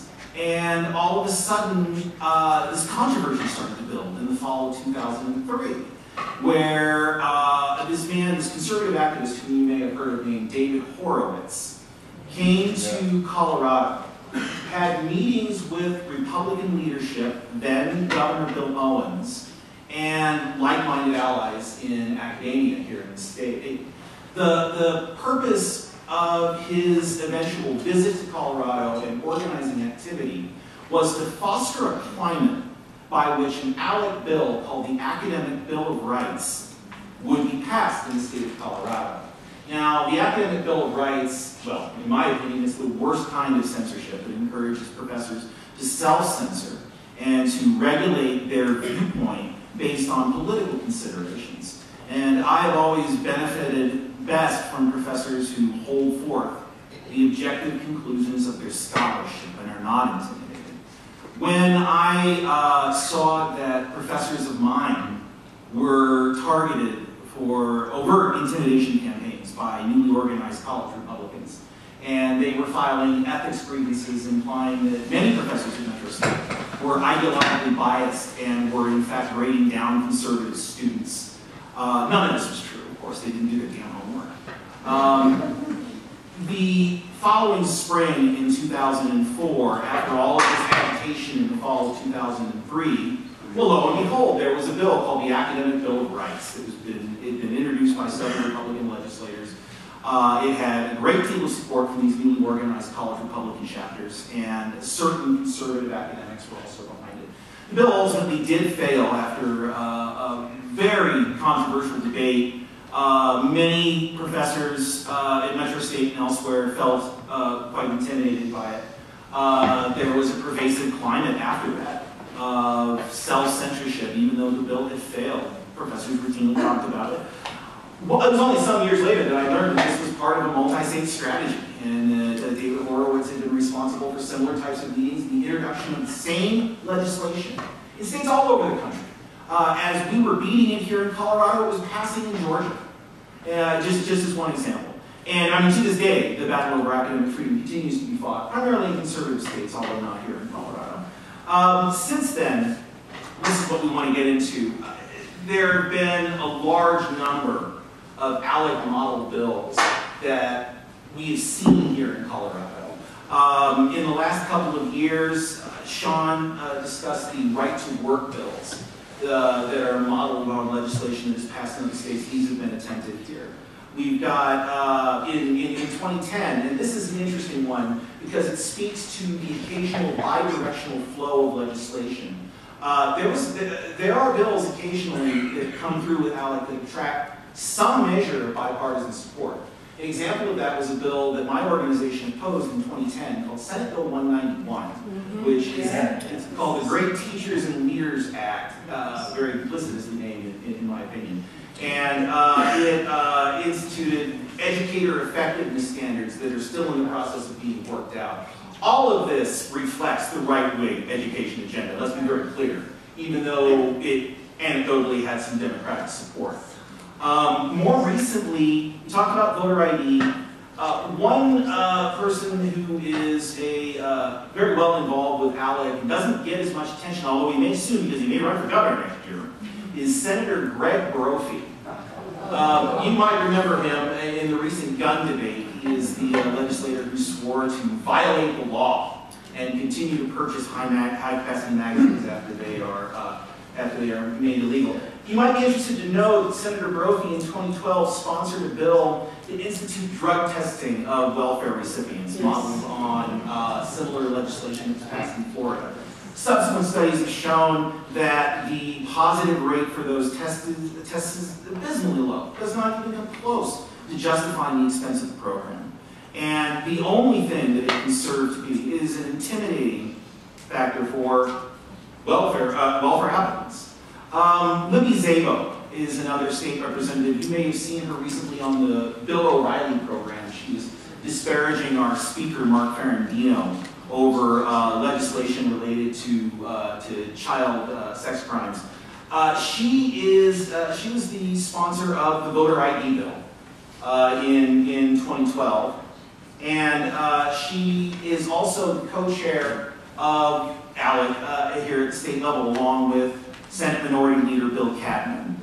Other members of ALEC who are heavily involved, I mentioned Greg Brophy, Bob Gardner, who is one of the most long-winded legislators in the Republican caucus in the House, works on their civil justice or tort reform task force. None of this is publicized here in Colorado because in many cases the press is not, it's not so much that they're not aware of ALEC's activity, but they don't view it as controversial. They've seen one or two anecdotal instances of bipartisanship, or they've seen a few bills that they are ideologically aligned with, and they don't view it as controversial. It was amazing to us at Progress Now Colorado when we were going to reporters last year with not just our report on ALEC legislation here, but all of our other state affiliates, Virginia, Wisconsin, other places mentioned in the documentary. And we took this report showing the pervasive influence of this organization and the corporate entities that fund it. And the local press corps didn't care. They decided it wasn't a story. They said, oh, well, you know, we saw once Democrats sponsor that bill 5 years ago, and so there's no controversy here. In 1991, ALEC was given special exemption in the law that enables it to be reimbursed in ways that most other organizations cannot be, particularly since the passage of our Ethics in Government Law, Amendment 41. That is something that we hope to see at some point repealed from our state laws so that they are no longer receiving that exemption. Just to conclude, if any of you would like to know more about the role of ALEC both here and in other states, the Progress Now organization has compiled some really great reports. If you go to alecexposed.com, you can find all of our state reports on the role of ALEC in all of these states. If you want to send an email to info@Progress Now Colorado, I would be happy to send you those links as well.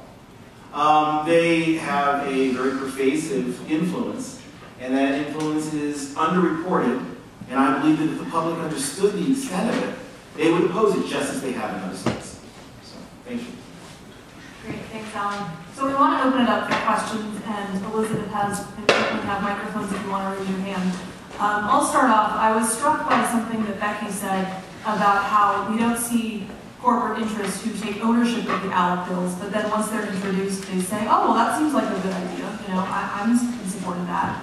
And I think that's an interesting thing about ALEC, that they really aren't functioning in the same way that other lobbyists do at the Capitol. I mean, those of us who on stage are lobbyists, we file monthly disclosure reports. You can see the legislation we're working on, you can see who's hired us to work on those bills, and there's a level of transparency about who's working to influence public policy at the state Capitol.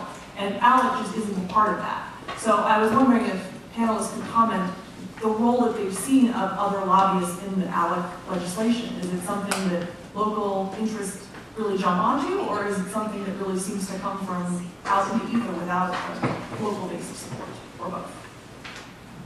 I'll start on quickly. And this is something that happens in the Capitol a lot anyway, and there are probably exceptions in many ways, in that folks on this panel who lobby for specific organizations, or in my case, a coalition of organizations with very specific goals and policy objectives that we want to set. And so we're really ingrained in what we want to get done at a policy level at the state legislature. most of the folks in the lobby are on contract and may have picked up that contract 2 days ago for some client who is like, oh, there's this bill. Oh, that's such a great idea. Where'd you get it? Oh, who thought of that? And they've hired someone who doesn't know the issue but has good relationships and is going around working it. And that's something we see a lot, where there's not a groundswell of support behind something, but there's a groundswell of money in the lobby to hire enough folks with the right relationship to keep something alive for a long time to push the issue, or even in some cases long enough to hire it. But that's something we see on our issues pretty frequently, is the folks opposing it or running things that are really boneheaded, opposing things we care about, or running things that, like these ALEC bills, are often, have no history on these issues, which is why they don't think twice about how, oh, this bill might actually be unconstitutional, but let's run it anyway. One example, a couple of years ago, there was a bill called the Clean Air, Clean Jobs Act, which was a great thing. It was a bipartisan bill that is going to result in the conversion of many coal-powered plants along the Front Range to natural gas production. Now, interestingly, the opposition to this has not come from our biggest electric utility. It's come from the coal industry. And we saw it in a bill. ALEC's benefactors in the oil and gas industry and the coal industry, they pushed legislation in our General Assembly to roll back renewable energy standards that were passed by the voters. You want to talk about an example of them directly contravening the will of the electorate? Well, I can think of no better example. That's a great flag. Yeah. One thing that we see, and I'm sorry, let me just finish up on this one point and then we'll get to questions. One thing we see in the civil justice area is what you might call astroturf organizing. There are lots of money, there's some, I told you there are other associated organizations. There's, the oldest one is called the American Tort Reform Association. There's a newer organization called the Civil Justice Reform Group.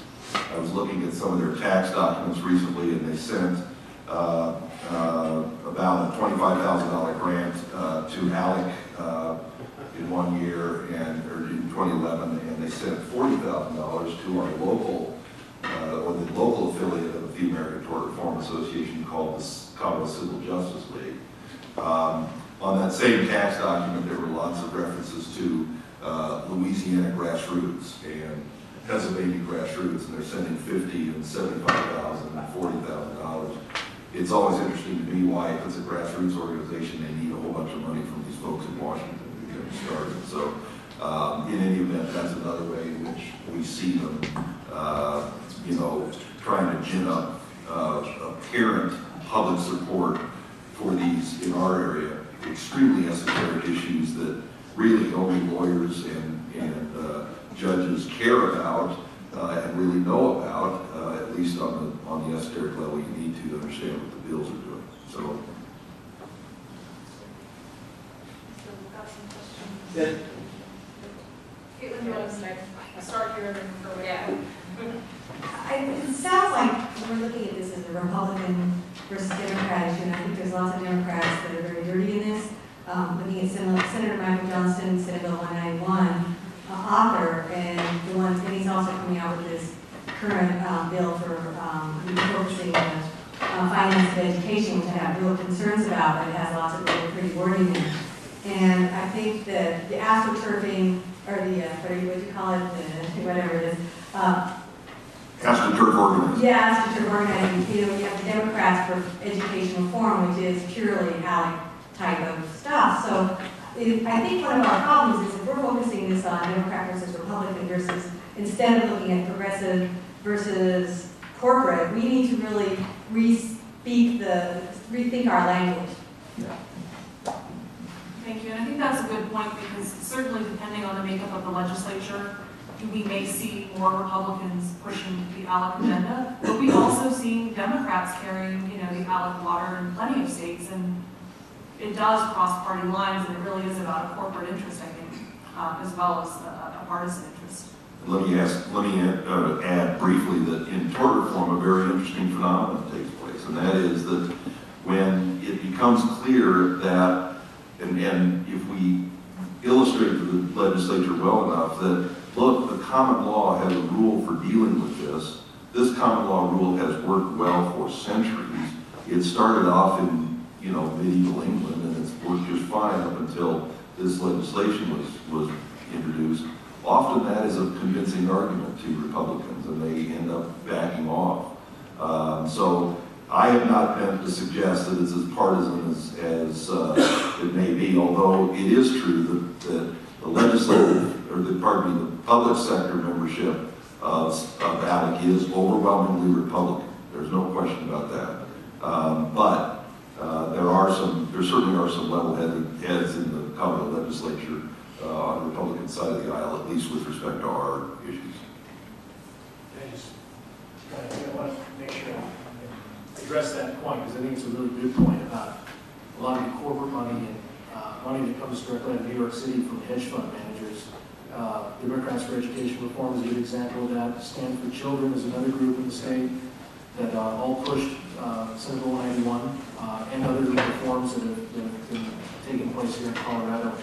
And I think what the legislators don't always realize is that when they're dealing with an organization like ours, which is a membership organization, we're funded through our membership here in Colorado, who are citizens and members of the community. Most of the funding that comes through those organizations is from out of state, from corporate driven, some not even in the United States. As a matter of fact, one of the members of the Stand for Children National Board is the owner, Anna Anderson, who is from Europe. So, after we research some of those things, it's really amazing what you can uncover. But one of the things that we can't forget, and I'm going to mention, is when Senate Bill 191 passed, which we fought at the time vigorously because of some of the things in there that we thought were very punitive towards teachers.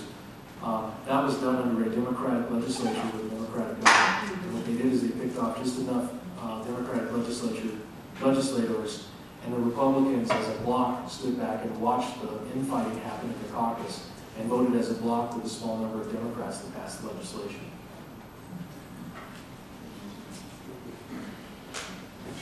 Thanks.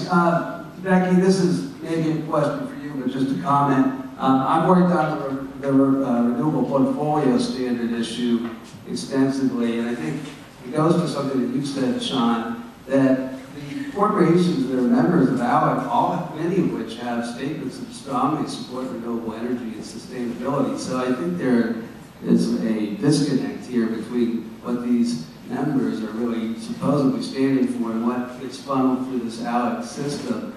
And so I'm curious, has any legislation for repealing the RPS actually appeared this year in Colorado or in other states, and is it varying at all in the system?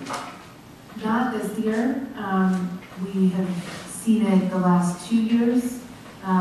So thankfully not this year, and knock on wood, we won't see it. I'm not sure about whether or not we're seeing much in other states currently. Usually we start to hear some ripples of that. I know there are a lot of conversations going on in New Mexico around renewable energy currently, and it's actually proactive, driven by actual real-life people and consumers, and they are meeting some opposition based on issues that have been flagged around pushing back and rolling back renewable energy standards in other states, including Colorado.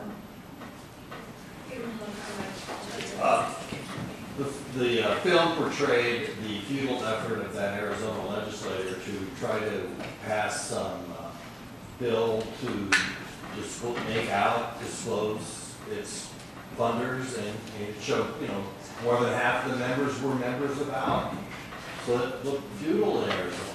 But what about here in Colorado? Could we not have a similar bill in Colorado that would require disclosures of ALEC members and donors and all of that? Don't we have the votes to do that and the governor to sign that? No, we do not. I wish we did. Just to clarify a couple of things. After the Trayvon Martin case last year, and ALEC really elevated his profile and level of controversy, there was discussion about repealing the provision in Colorado law that I previously referred to that granted ALEC special exemptions as a quasi-government entity, and therefore more eligible for reimbursement. That bill has not been filed. For whatever reason, the decision was made within leadership in the General Assembly not to go forward with that. I would like to see it. I would hope that that could be introduced. I do believe that the reasons for that relate to the non-controversial sense of ALEC amongst the Colorado Press Corps and the occasional bipartisanship with which ALEC bills are promoted. One other brief thing that I would point out is that the bill my colleague from CEA referred to on schools, this was the parental trigger bill requesting action on low-performing schools. The co-sponsor in the Senate was, in fact, Democratic Senator Michael Johnson.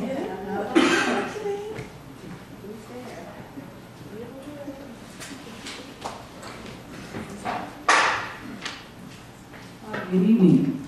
I'd like to touch base on a couple of things since you did bring up the subject of mainstream media. Next month, the National Media Reform Organization will be having a conference here in Colorado. And the digital age, we definitely know that a lot of information is provided outside the Denver Post or the major channels. I, in fact, happen to feel very passionate about Denver Open Media and currently use the community cable network.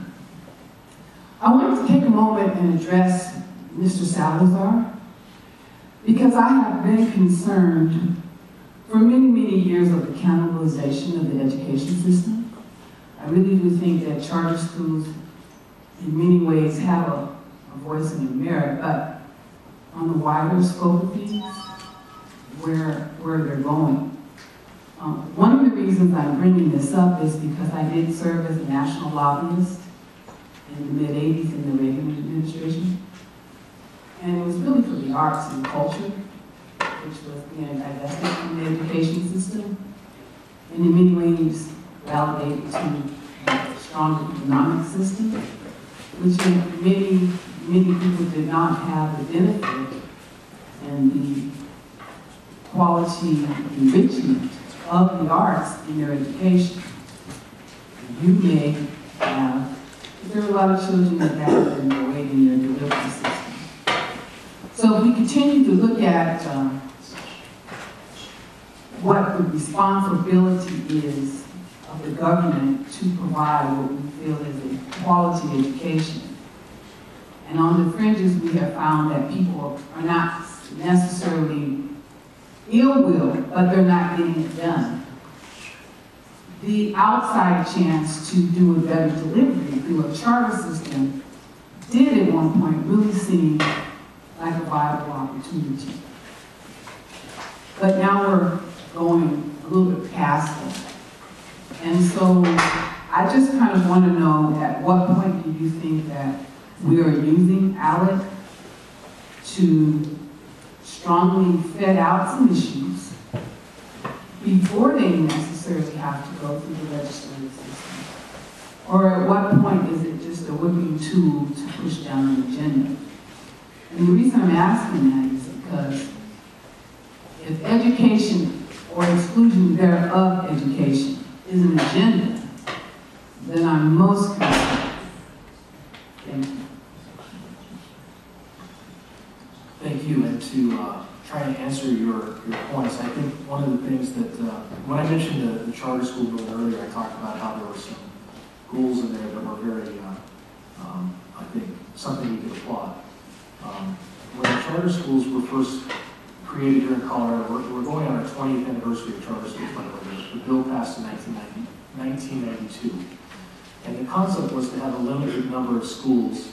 I think it was 50 when it was originally passed, to use as sort of a test tube to try and educate low-income students.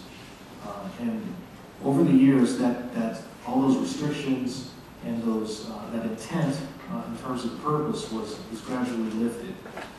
So now I think we have close to 160 charter schools in the state. It might be more. I haven't looked recently, but it's growing every year. What happened with the charter school movement here in Colorado is it became basically a segregation tool. It's been used to serve affluent white children, basically in the suburban communities. Now, Denver does now have some schools that do serve lower-income, ethnic minority children as a focus. But for the most part, across the state of Colorado, unlike other states, by the way, we have used it as a segregation tool in the state. And what happens with the charter schools, after that first group of parents who founds the school leaves, it's really left up to whoever wants to take that over. And in some cases, it's not done real well. If you look at the data on the charter schools, and I think this gets to your point, man, about whether this is really about deregulating and defunding public education or it's about improving education, I absolutely do not think it's about the latter, because none of these policies that ALEC pushes are based on research or data driven to show what really works in education. And they also don't include any of the educators' voices who are working in those schools. I think that's the most dispiriting part about all this, is that if we were actually working together to try and implement things that worked and we knew that worked, that would be something we could applaud. But this is not about that. Again, this is a $500 billion business opportunity. So when these corporations put $25,000 in to help fund these trips for the legislators, that's what those corporate dues are paid for, by the way, basically the travel to and from and the swanky little receptions they have at these things.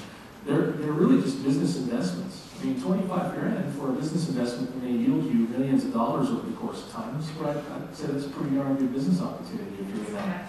And it's tax deductible as well. So I do think, another strategy we haven't talked about here is that in the Senate Bill 191, I think what's troublesome too is using test scores to actually evaluate teachers. 50% of the teachers' evaluation moving forward now is based on standardized test scores.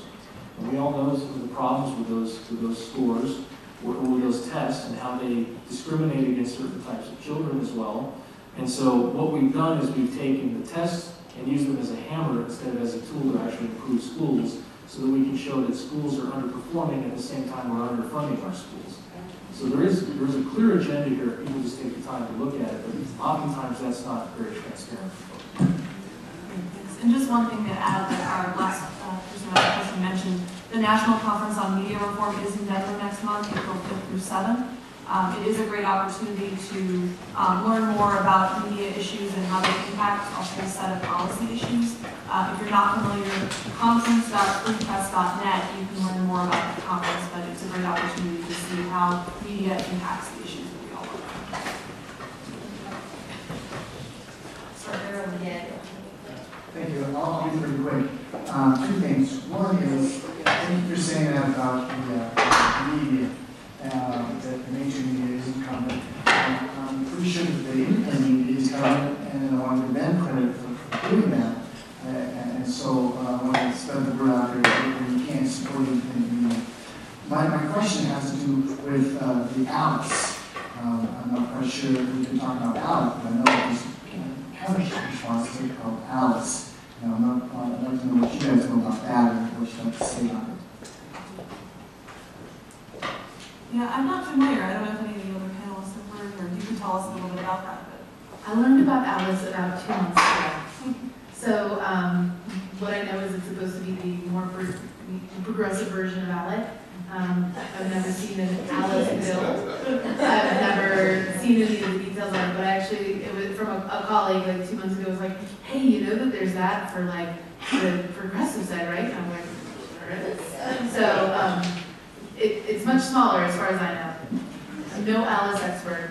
And there is a group called the Progressive States Network, which does help provide It's more of an exchange of ideas than a top-down approach to legislation. So we come up with a good idea here in Colorado. They help get that around other states, and we work with them in the past a little bit.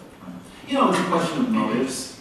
Obviously, many of us have wealthy donors to our own organizations. When I am asked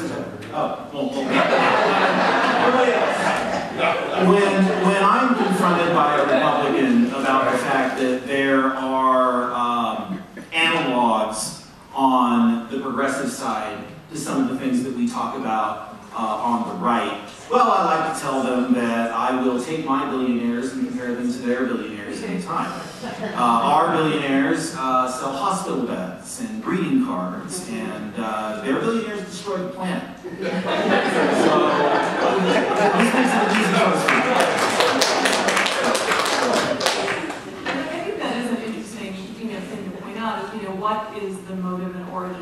because ALEC is unique in that I think it's funded by corporate interests to advance legislation to benefit their corporate interests. And in some cases, that's not immediately apparent. I think the private prisons is probably the best example of that, where some of the bills that they work on aren't immediately economic.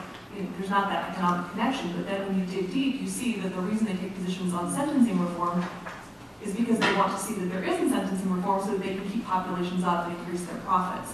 Whereas I think some of the things that are compared as analogs really are different in that they're how do we share ideas and best practices, and it's transparent. You can see which states who worked on those bills, which interests are coming to the table, and there's a public policy interest, not a corporate interest that's driving that legislative agenda.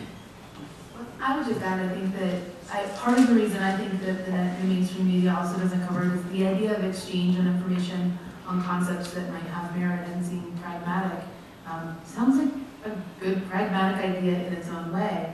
I think when you dial in a little further and start digging in, you see that the need for that isn't actually there. So for example, I've worked on water for many years. I spend lots of time on the phone with folks in other states who want to know how we got a bill on a certain type of water conservation measure passed. This stuff happens across the conservation community, across other communities, because there's a nonprofit network of folks. I happen to work for a state affiliate of the League of Conservation Voters, and we have other affiliates who will call us and ask for information about our renewable energy standard or how we defended attacks against our renewable energy standard, for example. And they do that with us and many of our other partners. And I think that's part of the reason why you don't hear as much about the progressive side of things. It's why I never heard of ALEC until 2 months ago and still don't know much about it, is that network is actually a grassroots organic network that exists. Yes, I want to go back to education for a minute and 191.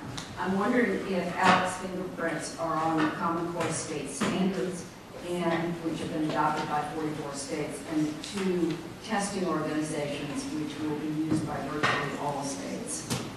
I don't know if their fingerprints are actually on the creation of the Common Core standards. I haven't seen that evidence. I do know that they view the Common Core standards as a great opportunity as the tests change and the assessments are aligned with new standards. There will be a period of time where the student test scores drop just because of the transition that occurs there.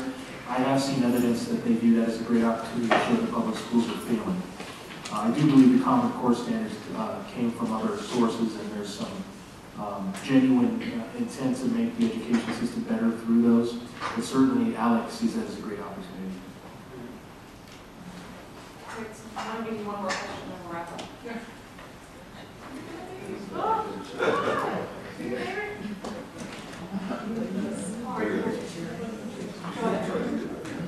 How about 2? 2 more. So my question is a two-parter about money. In the film, they talk about the corporate interest money that was reduced after they pulled out. They listed some of those. So the first part of this question is, to what extent has that affected what ALEC can do if they have that corporate drop-off? I guess there's a corollary to this too, which is, how do you know when that money's not going to come right back in once the bloat, once the bad press is over? The other question, part C, sorry for the 3-part, is what's Common Cause going to actually do? What are your organizations actually going to do to throw money behind your effort to stop what ALEC is doing? Because it's going to take money to do it. The principle's great, and trust me, I'm all for it. But you're going to need money to fight that much money. That's true. So I guess to start with part C, it takes money to do that work, so we have envelopes at the back.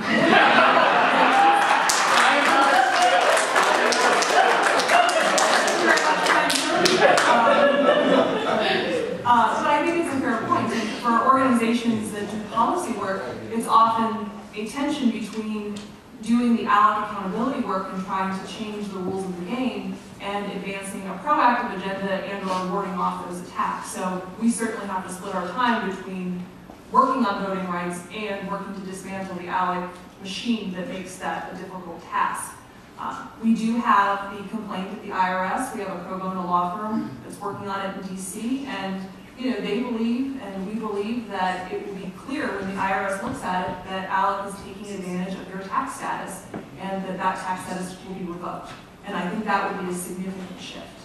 Now, moving backwards to Part A and B, I think that's where keeping a constant pressure is important, because I think for some of the corporate sponsors, they did feel pressure because it wasn't politically comfortable to be in bed with ALEC, but as soon as that attention goes elsewhere, they'll be back. Or there'll be ALEC 2.0 that has a different name with the same agenda. So I think continuing to do this work is important. It's tricky because we don't have full transparency about ALEC's activities, their funders. A lot of what we learned was because of that whistleblower. So when we do Colorado Open Records requests, when we do CORAs to state legislators and say, what's your involvement with ALEC? We often get a response that says, that's none of your business, we don't have to tell you. So I think it's an ongoing push. How do we start to expose what's going on and make sure that it keeps, that advocacy keeps happening? And I can only really speak to Part C of that, but as I work for an organization with a C4, and we do electoral work, and Sean mentioned earlier, elections matter. And the more folks that we know are aware of these issues and understand why these things like our renewable energy standard, things like good common sense regulations on air and water quality, and our public lands matter, the less work it is ultimately to fend those things off, and as Elena said, then we can actually work to go and have those proactive strategies where we can partner on. So from where we are, we're really looking to do that education with legislators in instances where we've had issues, and we've seen some Democratic legislators vote along with Republicans. It's honestly been because of confusion and a lack of information that, the ALEC folks have a lot of resources and they get to those folks first. And we circle back and we're like, why did you think this? And they very quickly are like, oh, I get it, I'm on board, but having those resources to do that work just takes a lot of time. So that would be my question. Yeah, let me just say, this would come back to the press's lack of a sense of controversy with ALEC. If you want to raise the profile of ALEC, why all of you need to be as aware of their activities as you can be, and communicate that to your friends, neighbors, members of the press, everyone that you can. With respect to the renewable energy standard that we've been talking about a few times, which, by the way, I did not mean to erroneously confuse with clean air, clean jobs. Many of the same players, but they are different issues. The renewable energy standard having been passed by the voters and then subject to this attack meant to flout the will of the voters seems to me to be, as I said before, one of the very clearest examples of ALEC working against the will of the people of the states that they have a presence in. If I were a reporter, by God, that would be a story, and I really would tell all of you to not be complacent when you see these things. Do not communicate that sense of, this is how it works. When you are dealing with anyone, be they influential or your neighbor, feel that sense of outrage when you see things that are very clearly working against the rights of the people. And make sure they understand that you think it's a fundraiser, even if they don't. I'm just going to take a couple quick points. One thing we just need to do is need to be there. Going to the electoral piece, but also in the legislature. We need to pass good election law. We need to pass, we need to do everything in our power to actually just fight back against the policies they're trying to push, because they're going to keep on doing it. And we have a role here in Colorado to beat that back. And hopefully our colleagues in other states will be doing the same thing and gaining ground. To speak to whether they got hurt or not, I believe they had to move out of their really fancy, nice corporate offices right after this came out. So it took a little bit of a hit. But it's really weighing on the issues. And who here's for Denver? Okay. A lot of these legislators that are Democrats that are siding with some of these ALEC folks are from safe seats. These are people that are selected from vacancy committees in these safe seats. A third of legislatures now elected in their first election is from selected from their vacancy committee. So again, I'll put on my partisan hat. Take part. Be a Democrat, if you be Republican or Democrat, become a precinct committee person. Take part in that piece of where you're at. And the other piece is the reason they have so much influence over state legislatures, especially Colorado, is these guys don't have time or money to actually create a lot of their own bills. I mean, they all get 5 bills. They don't have a lot of time. They have no staff. So you are the best resource they have to actually coming up with good ideas. You guys come up with good ideas. Don't let ALEC come up with them. You come up with them and you bring them to the legislature. You'll see people in committee all the time saying, you know, this was brought to me by a constituent, and I really think it's a good idea. So talk to your colleagues, get people to do this. This is something you can do and take action on. I just wanted to say I'm still looking for my first billionaire CEA member, and I have business cards here. Keep in contact. I just have one last point to make on that question, and that is that there are, you know, with respect to the bills themselves, they still have to get passed, and many of them are subject to all of the attacks you've heard here, all of the criticism you've heard here, which sometimes win the day in the legislature. If they're passed in my particular area, there also are judges who have to apply them on a day-to-day basis, and ultimately there's our Constitution. You know, when you think about it, a limitation on damages that you can recover in a civil lawsuit is a violation of your right to jury trial.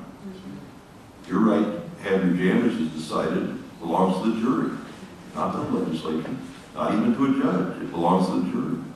So some of these have been successfully, and I can't go into detail because we don't have time, but some have been successfully challenged on constitutional bases and continue to be. So that's another response. And just to reiterate, this Common Cause is a nonpartisan group. I would say it's also important to work on the fundamental processes of how people can participate in government. So the fact that we have safe seats and don't have competitive elections, I think makes the case for why redistricting reform is so important. The fact that increasingly corporations and billionaires can buy elections speaks to the need for real campaign finance reform. Obviously, we need to make sure every eligible voter can vote in the state, so we need election reform. So it's not just, you know, being at the Capitol and fighting on particular issues. It's also fighting for the core processes that bring people in so that the will of the people is truly represented when policy is decided. It seems to me that it's so apparent from all this that people need to know what's going on.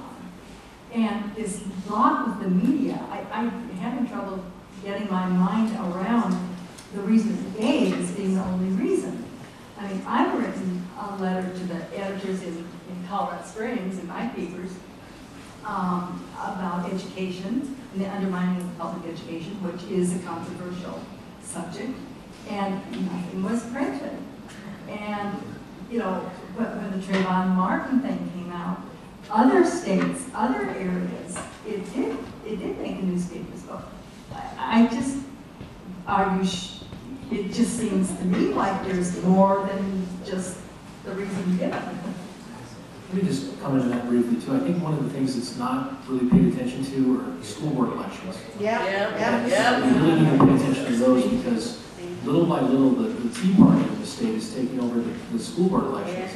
And we've had one district in north of Denver here, in Adams 12, it's North Glen Thornton, is embroiled in a major controversy right now, basically catapulted by the new, oops, I just threw myself off the table. By the new board member there. There was a takeover there. It threw 40 years of labor peace and upheaval. This is a district that has had a great partnership over the years. They're now, you know, there's going to be actually a Fox News story tomorrow night about this. There's already been a couple on this a few weeks back. But it's basically about how the district has been storing money away and trying to say that the district is poor so they can raise fees on parents and fire teachers. And so I encourage you to look at this tomorrow evening on Fox News. It's a report by Josh Bernstein. But that's one example. Douglas County is the other example. Obviously, you know what's happening. This is a training ground for future legislators through school board elections. I just think we really need to pay attention. One just quick question too what about the new legislator? Owen Hill, for example, is my legislator. Now, I'm sorry. He's I know. But He denies even knowing what else is. Well, that's absurd. Oh, I know. Prime sponsor of a wrote substantial identical language ALEC bill. He is, without question, lying to you. Yes. Let me just briefly talk about the media. The media, especially here in Colorado, has many self-identified roles. Of course, their job is to report the facts to all of you. But their job is also to condition those narratives and make sure that they are servicing, I wouldn't say necessarily corporate ends, but, peaceable, non-controversial, not rocking the boat kind of end, except where it serves their purposes. I've been amazed in my years dealing with the press here in the state, how they leave out the most important part of the damn story. I mean, the thing that they should be talking about. Like when Governor Hickenlooper goes to a Senate committee and talks about how he drank fracking fluid, and then he admits to a Durango paper a few days later that, oh no, you wouldn't actually want to drink the fracking fluid that they use. But of course, that's not what he told the Senate committee. So I get on the phone with Denver Post reporters, and I'm like, hey guys, this is a story, right? And, we're progressives. This is a Democrat. We're not doing a partisan thing. Won't touch it. Won't mention the fact that he's out there bald-facedly lying to people about the effects of fracking. This is just one example. I can't completely explain the motivations, but I can tell you it happens. Okay, so we are now officially over time. I apologize we couldn't get to everyone, but maybe some of the panelists can stay afterwards to chat. Just wanted to give folks a couple of resources if you want to learn more about ALEC or find out how to get involved. The United States of ALEC.org has great resources about ALEC and their influence. Also, ALEC Exposed is a treasure trove of research that's been done into ALEC. And again, I'd like to thank our sponsors and panelists and all of you for joining us tonight. It's really been a fascinating conversation.